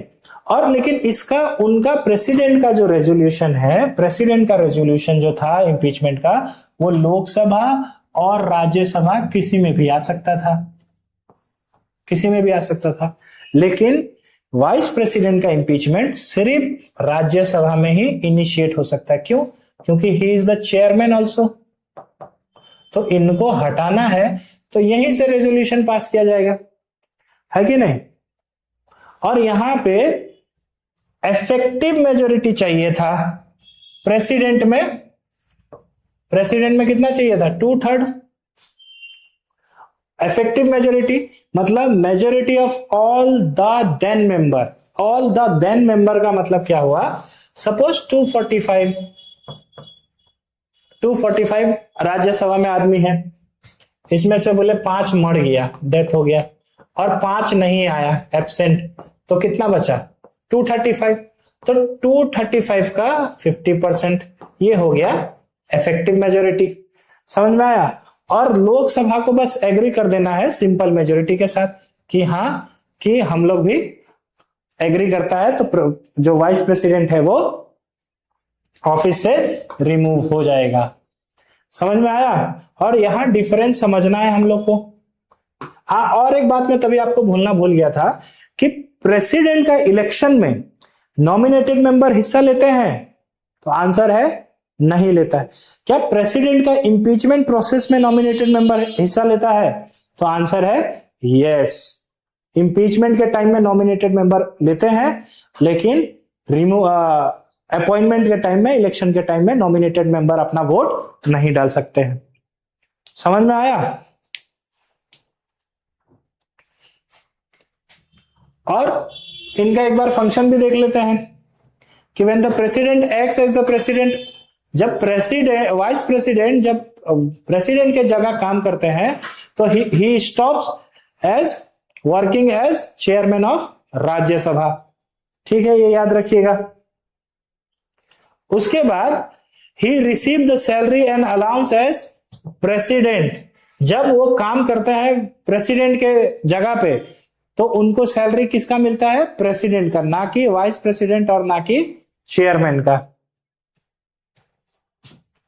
ठीक है, अब आगे बढ़ते हैं।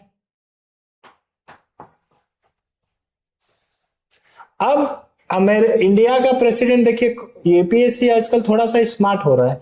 स्मार्ट इन द सेंस कि पहले जैसा क्वेश्चन पूछता था अब वैसा नहीं पूछ रहा, थोड़ा सा क्वेश्चन बढ़ा दे रहा है। क्या? कि इंडिया का वाइस प्रेसिडेंट को यूएसए का वाइस प्रेसिडेंट के साथ कंपेयर कर दिया। तो वहां पे कि सपोज ऑप्शन दे दिया कि Indian vice president can become president if there is vacancy in the office of the president. तो आंसर है नहीं। टेम्पररी पीरियड के लिए प्रेसिडेंट का जगह काम करता है, लेकिन जैसे ही नया प्रेसिडेंट अपॉइंट होता है तो वैसे ही वाइस प्रेसिडेंट अपना जगह पे वापस आ जाते हैं। लेकिन यूएसए में क्या है कि अगर प्रेसिडेंट का ऑफिस खाली हुआ, मर गया, कुछ भी हुआ, तो ऑटोमेटिकली कौन प्रेसिडेंट बन जाता है? Vice president. ये एक मेजर डिफरेंस है। तो सबसे पहला ओरिजिन क्या है? Article 2 of the US constitution, यहाँ पे 63 to 71। फिर legislative role, ex official chairman of Rajya Sabha है, तो वहां पे भी प्रेसिडेंट ऑफ द सेनेट है। मतलब जो यूएसए का जो लेजिस्लेचर है उसका एक हाउस का नाम क्या है? सीनेट। और इंडिया का राज्यसभा, तो यहां पे दोनों इक्वल है। यहां पे दोनों क्या है? इक्वल है।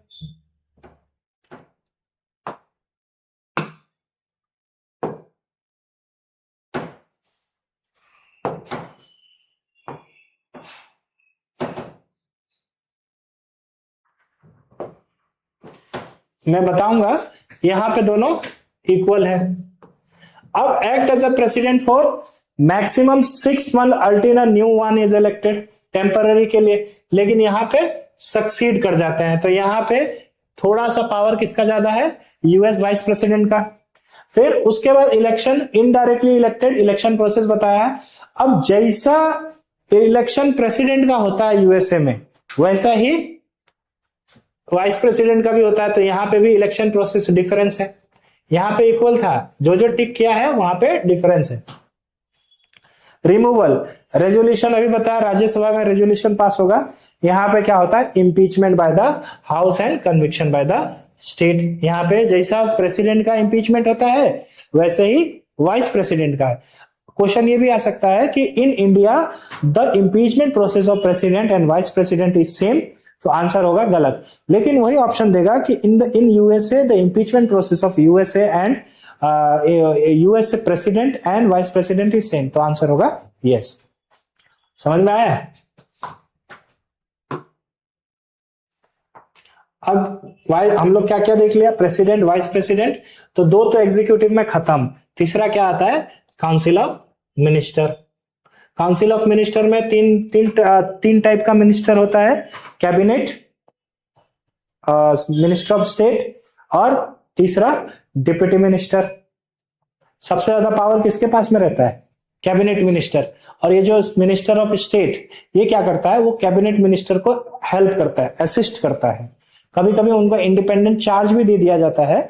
Suppose ministry of home affairs है, तो कैबिनेट मिनिस्टर कौन है? Amit Shah. Minister of state भी होगा जो अमित शाह को हेल्प करेंगे।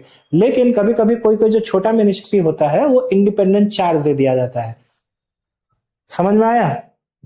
अब ये आर्टिकल 74 क्या कहता है कि the COAM exist and to aid and advise the president, but article 75 is where the real rules of the game are written. मतलब 75, आर्टिकल 75 जो है वो क्या बोलता है? कलेक्टिव रिस्पॉन्सिबिलिटी का बात करता है। अब अगर एक सीओएम का मेंबर, एक मिनिस्टर कुछ और बात बोल रहा है, सपोज होम मिनिस्टर कुछ और बात बोल रहा है और फाइनेंस मिनिस्टर कुछ और बात बोल रहा है, तो वहां तो दोनों के बीच में ही वो हो गया, एक ही सरकार चला रहा है, लेकिन तुम लोग बात अलग अलग कर रहा है। ऐसे तो होगा नहीं, है कि नहीं? अगर तुम लोग एक नाव में है तो एक साथ चलो या तो एक साथ डूबो। उसी को क्या बोलता है? Collective responsibility. इसका अगर मैं एग्जांपल दूं, सपोज फाइनेंस मिनिस्टर एक बिल लेके आया लोकसभा में और यहां वो पास नहीं हो पाया, तो क्या सिर्फ फाइनेंस मिनिस्टर को हटाया जाएगा क्या? तो आंसर है नहीं, पूरा COM विल बी सेंसर्ड।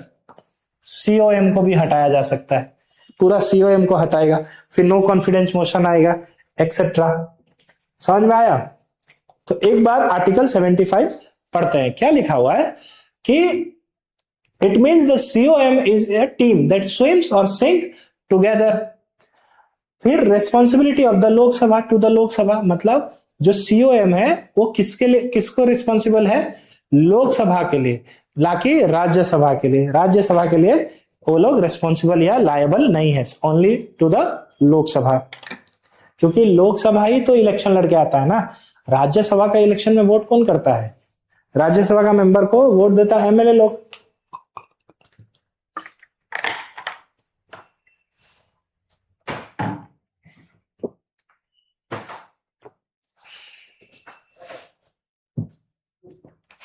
अब यहां पे लिखा हुआ है COM collectively responsible to the Lok Sabha, not Rajya Sabha and not to the president. अब लोकसभा अगर नो कॉन्फिडेंस मोशन किसी एक मिनिस्टर के अगेंस्ट भी लाती है तो entire cabinet including the PM must resign, जो मैंने बताया ऊपर। फिर सिंगल वॉइस डॉक्ट्रिन, अगर आप एक टीम में खेल रहे हो, अगर लोकसभा ने आपको मिनिस्टर बनाया है, गवर्नमेंट चलाने ने दिया है एग्जीक्यूटिव, तो आप जो भी मेंबर हो, मिनिस्टर हो, वो सारा एक वॉइस में बात करो। ये नहीं कि फाइनेंस मिनिस्टर अपना अलग एक नियत बना रहा है और डिफेंस मिनिस्टर अलग अपना स्ट्रैटेजी नियति बना रहा है, तो वहां पे कलेश हो जाएगा, प्रॉब्लम आ जाएगा, है कि नहीं? तो वो थोड़ा प्रॉब्लमैटिक हो जाएगा।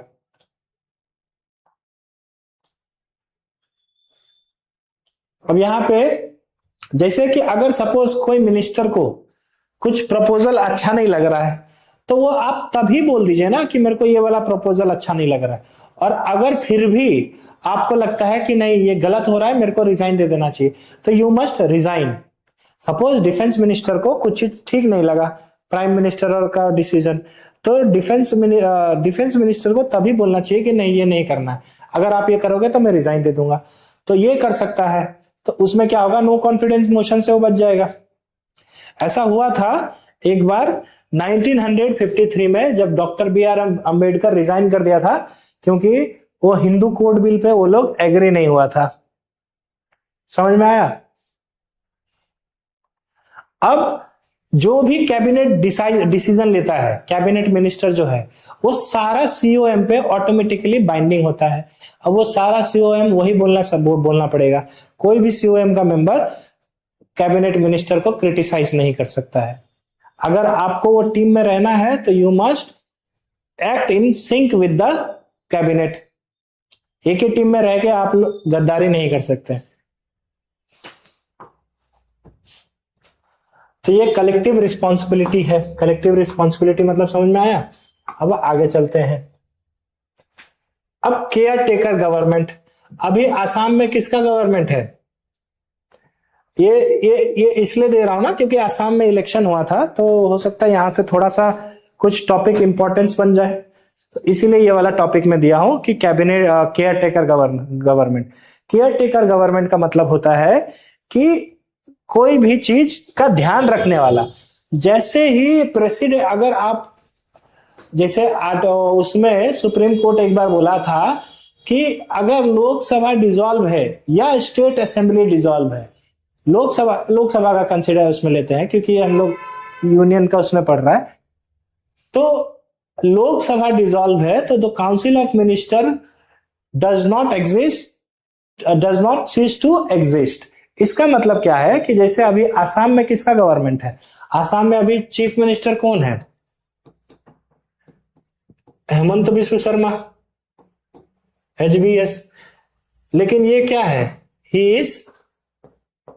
Is care taker governor, care taker CM। इसका मतलब इनका काम बस अभी सरकार का जो डे टू डे एक्टिविटी है उनको रन करना। ये अभी प्रॉपर CM नहीं आए हैं। क्यों?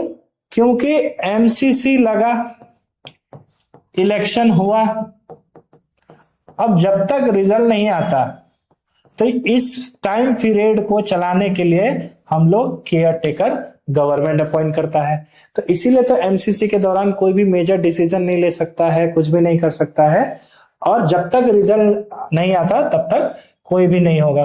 क्योंकि suppose chief minister Himanta Biswa Sharma भी केयर टेकर गवर्नर, इनको लगता है कि इनको ये हारने वाला, फॉर एग्जांपल रिजल्ट कुछ भी हो और इनको लगता है कि ये हारने वाले हैं, तो ऐसा भी तो हो सकता है कुछ कुछ डिसीजन जो इनको फायदा कराए वो ले क्योंकि इनको पता है कि मैं अगला इलेक्शन हारने वाला हूं, तो मैं जितना लूट सकता हूं सरकार को लूट लूं।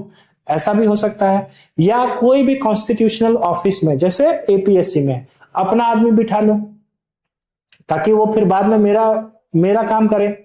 तो इसी चीज को रोकने के लिए केयर टेकर गवर्नमेंट को बहुत लिमिटेड पावर दिया गया है ताकि वो डेली का काम कर सके।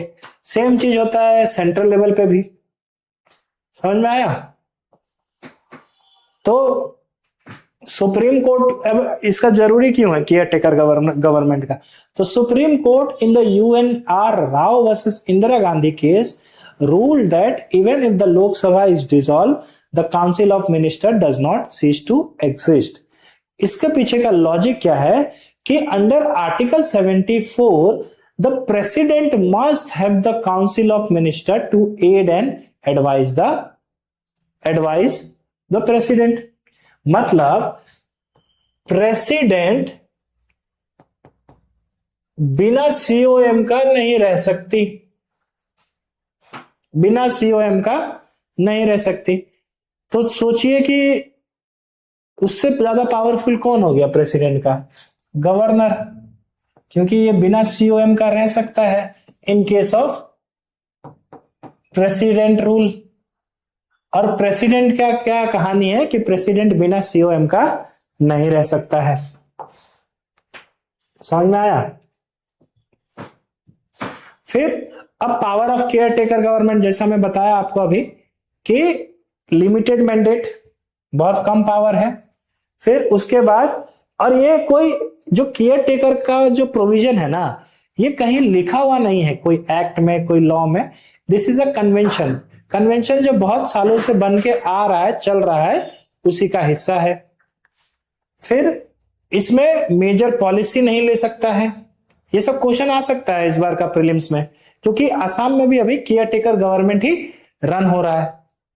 फिर should not make appointment to high constitutional office, जैसे मैं एग्जांपल दिया था APSC का ऑफिस में अभी जो करंट COM है वो अपॉइंटमेंट नहीं कर सकता है।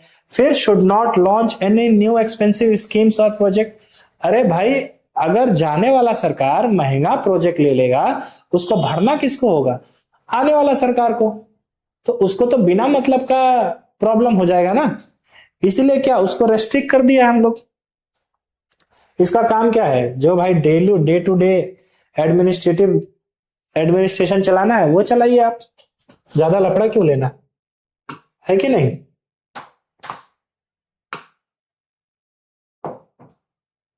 ये हो गया केयर टेकर।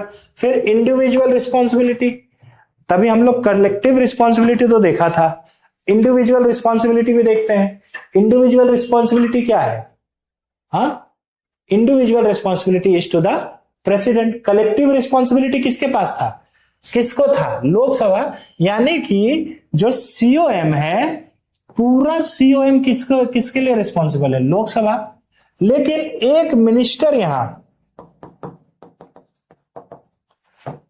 किसके लिए रिस्पॉन्सिबल है? प्रेसिडेंट के लिए। ऐसा क्यों? प्रेसिडेंट क्यों? क्योंकि मिनिस्टर जब तक ऑफिस होल्ड करता है तब तक प्रेसिडेंट चाहे, जब तक प्रेसिडेंट चाहता है तब तक ही मिनिस्टर ऑफिस को अपॉइंट करता है। और प्रेसिडेंट चाहना का मतलब यह होता है कि जो प्राइम मिनिस्टर बोलेगा प्रेसिडेंट को वो मानना पड़ेगा। प्राइम मिनिस्टर बोल रहा है प्रेसिडेंट को कि ये MP को या ये MP को आप मिनिस्टर बनाइए, तो प्रेसिडेंट उसको बनाएगा। अब बना लिया, अब कल होके प्राइम मिनिस्टर बोल रहा है कि प्रेसिडेंट साहब आप ये जो MP को जो मिनिस्टर बनाए थे इसको मिनिस्टर से हटा दीजिए, तो वापिस से वो हटा देगा। समझ में आया? तो minister hold office during the pleasure of the president. तो ये लिखा भी हुआ, the president can remove a minister only on the advice of PM. This allow the PM to fire a minister without entire government falling. तो collective responsibility और individual responsibility में अंतर पता चल गया। कलेक्टिव रिस्पॉन्सिबिलिटी टुवर्ड्स लोकसभा और individual responsibility towards president. अब अभी हम लोग एग्जीक्यूटिव का कितना हिस्सा कर लिया? एग्जीक्यूटिव का हम लोग क्या कर लिया? President done, vice president done, COM done, और अब बचा है अटॉर्नी जनरल। अटॉर्नी जनरल, अब कितना फिल्म में आप लोग या आप लोग भी दोस्ती में डायलॉग देते होंगे कि टॉक टू माय लॉयर, मेरा लॉयर से बात करो, या पुलिस स्टेशन में देखा होगा कि I will call my lawyer. तो एक साधारण आदमी का लॉयर होता है, तो आपको नहीं लगता है कि सेंट्रल गवर्नमेंट या स्टेट गवर्नमेंट का एक लॉयर होगा जो कि कोर्ट में उनके बिहाफ पे बात करेगा? तो वैसा ही अटॉर्नी जनरल है। अटॉर्नी जनरल कौन है? ये यूनियन एग्जीक्यूटिव का लॉ ऑफिसर है। तो क्या भी बोल सकते हैं इसको? First law officer of the government of India. समझ में आया? अब ये तो यूनियन एग्जीक्यूटिव का पार्ट है, लेकिन ये जुडिशियरी में भी जाते हैं और पार्लियामेंट में भी जाते हैं। इनका यूनिक स्ट्रक्चर है। ये कैसे है ये समझने का कोशिश करते हैं। यूनिक स्ट्रक्चर क्यों है? क्योंकि जुडिशियरी से इनका लिंक है, क्योंकि he have the right to be audience in any court of India. कोई भी कोर्ट में जाके ये देख सकते हैं, या गवर्नमेंट के लिए प्रैक्टिस कर सकते हैं, वहां पे पिटीशन फाइल कर सकते हैं, कुछ भी। और पार्लियामेंट में भी, दोनों हाउस में, लोकसभा प्लस राज्यसभा में भी ये ऑडियंस बन सकते हैं। तो अब देखिए, एग्जीक्यूटिव का हिस्सा है, जुडिशरी में भी एंगेजमेंट है इनका, और लेजिस्लेचर में भी एंगेजमेंट है। तो इसीलिए इनको क्या बोला जाता है? ब्रिज बोला जाता है। समझ में आया? अब इनका थोड़ा इनका प्रोविजन क्या है? आर्टिकल 76, ये याद रखिएगा, आर्टिकल 76। अब इनका अपॉइंटमेंट कौन करता है? President on the advice of the cabinet. President appoint करता है, याद रखिएगा। इनका क्वालिफिकेशन क्या होना चाहिए? Enough qualification to be appointed as जज of the high supreme court. जितना सुप्रीम कोर्ट बनने के लिए क्वालिफिकेशन चाहिए, उतना ही क्वालिफिकेशन अटॉर्नी जनरल बनने के लिए चाहिए। आपके पास अगर क्वालिफिकेशन है सुप्रीम कोर्ट का, तो you have choice, either you become the supreme court जज और you can become the attorney general. फिर टेन्योर कितना साल के लिए होता है? तो कोई भी फिक्स नहीं होता है कॉन्स्टिट्यूशन में। During the pleasure of the president. अब कोई फिक्स तो है नहीं, प्रेसिडेंट का जब मर्जी तब इनको हटा सकता है कि नहीं? और प्रेसिडेंट नया अपॉइंट कर सकते हैं। और रिमूवल क्या है? जब मर्जी तब, can be removed by the president at any time. और कन्वेंशनली, जैसे ही ये यूनियन एग्जीक्यूटिव का हिस्सा है, सपोज गवर्नमेंट फॉल हो गया, गवर्नमेंट गिर गया, government does not have enough majority in Lok Sabha, तो उस केस में क्या होगा कि जो अटॉर्नी जनरल है वो भी ऑटोमेटिकली रिजाइन दे देते हैं। ऐसा कोई लॉ में लिखा है क्या?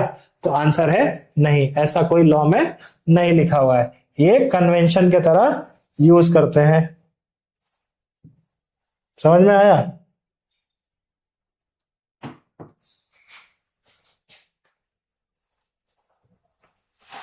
कि कभी भी अगर यूनियन एग्जीक्यूटिव रिजाइन मारता है तो उसके साथ साथ अटॉर्नी जनरल भी रिजाइन मार देता है। अब इतना बड़ा देश है, तो हर जगह, बहुत जगह गवर्नमेंट ऑफ इंडिया का केस चल रहा है, तो इनका सपोर्ट में कौन आना पड़ेगा? एक और आदमी आना पड़ेगा, जिसको बोलता है सॉलिसिटर जनरल ऑफ इंडिया। मतलब इनका सपोर्ट में, अकेले तो इनसे काम होगा नहीं। कैसे? अगर डायरेक्टर होता है कोई भी ऑफिस का, तो वहां पे डिप्टी डायरेक्टर भी होता है, ज्वाइंट डायरेक्टर भी होता है। तो टॉप में कौन हो गया? Attorney general. उनसे छोटा रैंक में कौन हो गया? Solicitor general. क्या ये कॉन्स्टिट्यूशनल पोस्ट है, कॉन्स्टिट्यूशनल पोजीशन है? तो आंसर है यस। क्या सॉलिसिटर जनरल कॉन्स्टिट्यूशनल पोजीशन है? तो आंसर है नो, ये एक स्टैट्यूटरी प्रोविजन है। समझ में आया? ये एक स्टैट्यूटरी प्रोविजन है। कौन सा? Solicitor general of India. फिर इनको सैलरी यानी रेमुनरेशन कितना मिलता है? तो determined by the president, not fix by the constitution. President determine करता है कि इनको सैलरी कितना मिलेगा। समझ में आया? अब इनका ड्यूटी और क्या फंक्शन क्या रहता है, इनका अटॉर्नी जनरल का क्या ड्यूटी रहेगा और क्या फंक्शन रहेगा। तो सबसे पहला, AG is the chief legal adviser of the government of India. फिर एडवाइस क्या देते हैं? To give advice to the government of India upon legal matter referred by president. उसके बाद रिप्रेजेंटेशन, अगर कहीं पे सुप्रीम कोर्ट या हाई कोर्ट में कुछ केस चल रहा है तो एजी अटॉर्नी जनरल क्या कर सकता है? गवर्नमेंट ऑफ इंडिया के बिहाफ में अपियर हो सकता है। कहां? सुप्रीम कोर्ट और हाई कोर्ट में। फिर आर्टिकल 143 क्या कहता है? वही जो प्रेसिडेंशियल रेफरेंस का बात है, ये आर्टिकल इंपॉर्टेंट है 143, मैं आगे पढ़ाऊंगा। तो to represent the government of India in any reference made by the president to the supreme court under the advisory jurisdiction. फिर special and rights and limitation, यहां पे प्रीलिम्स गोल्ड माइन है, ये है कि नहीं? जो कोई भी non MP, attorney general is a non MP, ये नॉन एमपी है लेकिन इनको ऐसा ऐसा प्रिविलेज मिलता है जो कि दूसरा कोई नॉन एमपी को नहीं मिलता है। सबसे पहला, राइट ऑफ ऑडियंस। क्या? कि AG has the right of audience in all courts in territory of India. ये जहां मर्जी इंडिया का जितना कोर्ट है वहां जाके ये ऑडियंस बन सकते हैं, मतलब देख सकते हैं, रह सकते हैं वहां। दूसरा बात, इनका राइट टू स्पीक है, ये पार्लियामेंट में बोल सकते हैं लेकिन वोट नहीं दे सकते। क्यों वोट नहीं दे सकते? Because he is not an MP. Vote नहीं दे सकते, और वोट देने का अधिकार किसका है? एमपी का ही है कि नहीं? और any committee of parliament which they may be named a member, ये कोई भी प्रोसीडिंग्स का, मतलब लोकसभा या राज्यसभा दोनों हाउस का कोई प्रोसीडिंग चल रहा है उसमें भी पार्ट ले सकते हैं, और अगर कोई कमिटी बना हुआ है उसमें भी वो पार्ट ले सकते हैं, लेकिन कहीं भी वोट नहीं कर सकते। वोट देने का अधिकार नहीं है कि नहीं? और इनको सारा इम्यूनिटीज और प्रिविलेज मिलता है जो कि एक मेंबर ऑफ पार्लियामेंट को मिलता है। समझ में आया?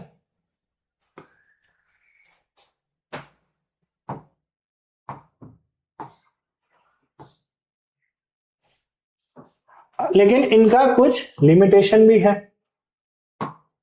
लिमिटेशन क्या है? नो वोटिंग, जैसे बताया, नो वोटिंग। और इनका कोई सरकारी नौकरी नहीं होता है। जैसे हम लोग ट्राई कर रहे हैं ना सरकारी नौकरी लेने का, तो अटॉर्नी जनरल भले इतना बड़ा पोजीशन है लेकिन फिर भी इसका मां बोलेगा क्या कि क्या फायदा, सरकारी नौकरी तो हुआ नहीं। है कि नहीं? अटॉर्नी जनरल का।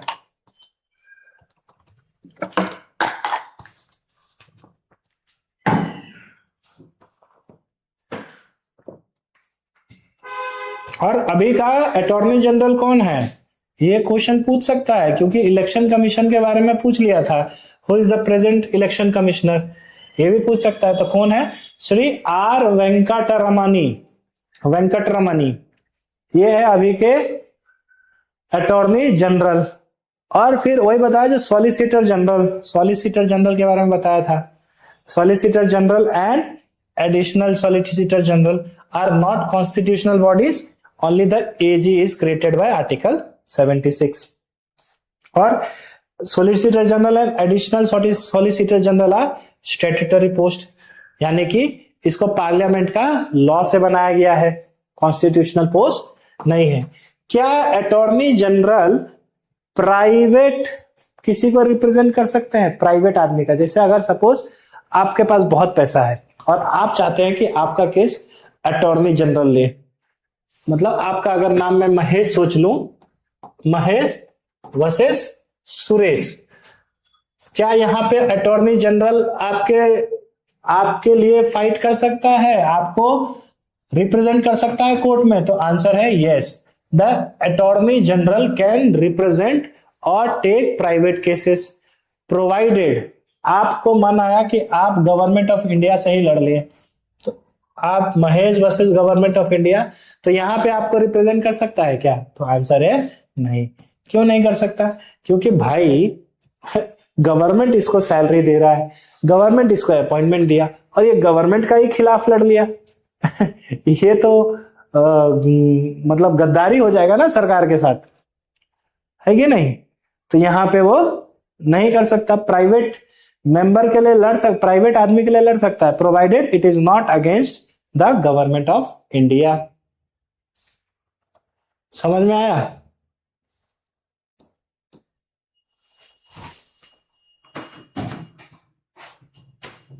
here are not divided from private legal practice। वहां पे यहां पे भी cannot advise or hold a brief against the government, they cannot defend an accused person in criminal without the permission of government of India। यहां पे भी एक catch है क्या कि जो भी आदमी क्रिमिनल प्रोसिक्यूशन के लिए मतलब एक्यूज है क्रिमिनल प्रोसिक्यूशन में, वहां पे जब तक गवर्नमेंट ऑफ इंडिया उसको परमिट नहीं करती तब तक वो जो अपना अटॉर्नी जनरल है वो उस आदमी को रिप्रेजेंट नहीं कर सकता। फॉर एग्जांपल, अगर मैं सपोज कोई ए आदमी है और ये जो क्रिमिनल है वो बी, ए ने क्या किया, इसका मर्डर कर दिया, मतलब बी ने क्या कर दिया, इसका मर्डर कर दिया। तो मर्डर करने के बाद अब बी के लिए ऊपर केस चलेगा। अब ए के साथ जो क्राइम जो हुआ है, मर्डर हुआ, वो हीनियस क्राइम है, यानी क्राइम अगेंस्ट सोसाइटी हुआ है कि नहीं? तो बी को, अब ए को रिप्रेजेंट कौन करेगा? ए को रिप्रेजेंट करता है गवर्नमेंट, यानी कि स्टेट, है कि नहीं? तो it's like B versus state, कोई भी स्टेट हो सकता है। तो यहां पे अगर बी चाह रहा है कि मैं अटॉर्नी जनरल को अपॉइंट करूं, तब तो सरकार को परमिशन लेना होगा सरकार से, और ऐसा ना हो कि बी के लिए अटॉर्नी जनरल आ गया और ए को रिप्रेजेंट कौन कर रहा है? गवर्नमेंट। तो यहां तो अटॉर्नी जनरल वर्सेस गवर्नमेंट ही हो गया ना। तो इसी को रोकने के लिए क्या कर दिया है कि ठीक है, तेरे को रिप्रेजेंट करना है क्रिमिनल केसेस में तो कर लेना, लेकिन एक बार मेरे से कंफर्म तो कर ले कि बी के अगेंस्ट मैं ही तो नहीं हूं कहीं, ये सरकार बोल रहा है अटॉर्नी जनरल से। समझ में आया? तो इसीलिए इसको बंद किया गया है।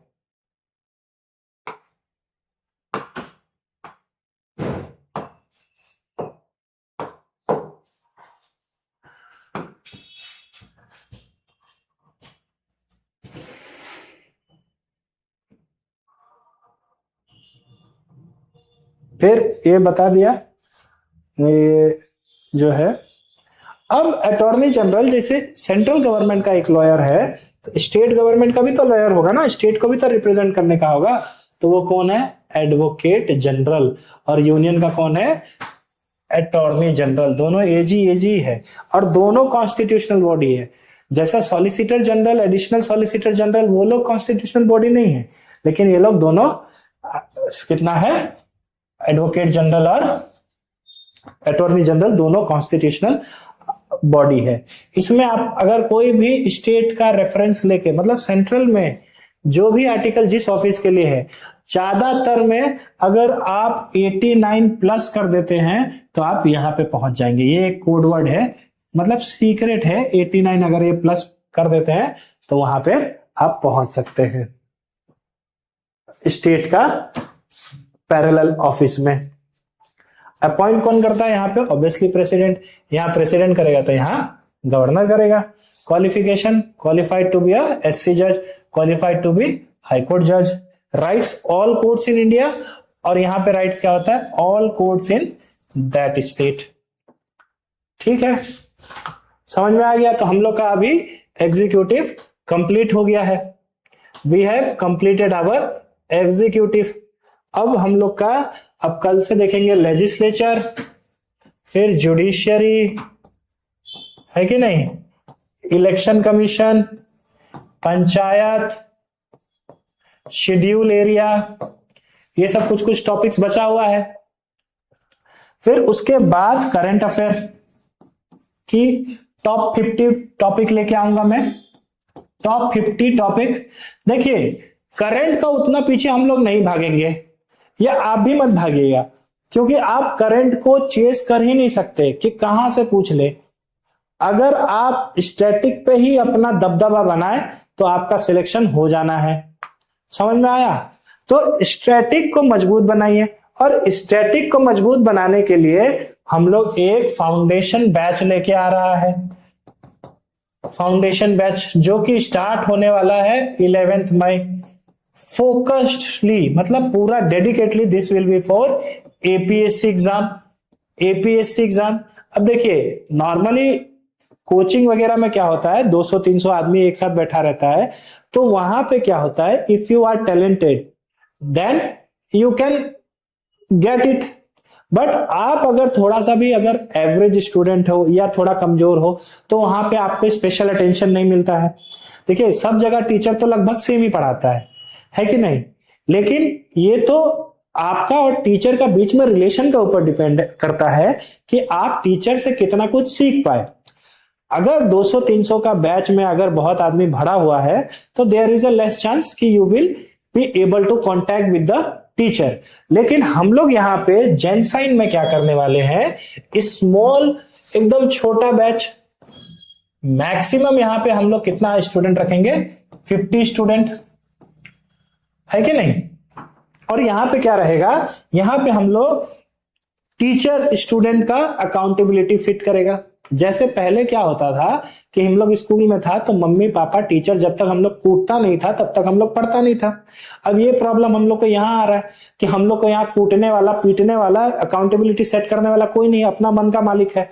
तो स्मॉल बैच होगा तो we will put accountability on you कि हाँ भाई ये करना था, क्यों नहीं किया।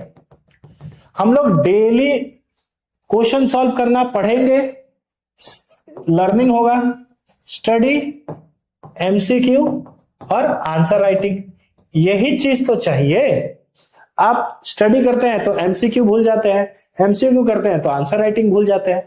तो यहां पे हम लोग क्या करेगा, पूरा डेडिकेटेडली ये चीज हम लोग ठीक करेगा। और छोटा बैच रहेगा तो स्टूडेंट और टीचर का बीच में गैप कम रहेगा। समझ में आया? तो यहां आप एक बार इसके लिए भी आप हमारा टीम को कांटेक्ट कर सकते हैं। अगर if you are interested in foundation batch of APSC then you can connect to our team. मैं आपको टीम का नंबर यहां पे लिख के दे देता हूं, आपको अगर कांटेक्ट करना पड़े तो आप कांटेक्ट यहां पे कर सकते हैं। सो एक मिनट,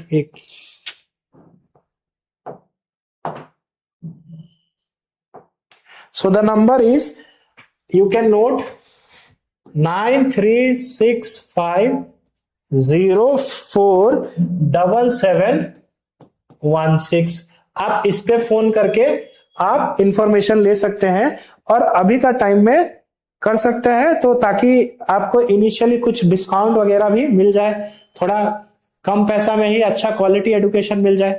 तो you can call to this number. आज का क्लास हम लोग यहीं खत्म करते हैं। Thank you very much for the discussion. मिलते हैं अब नेक्स्ट क्लास में।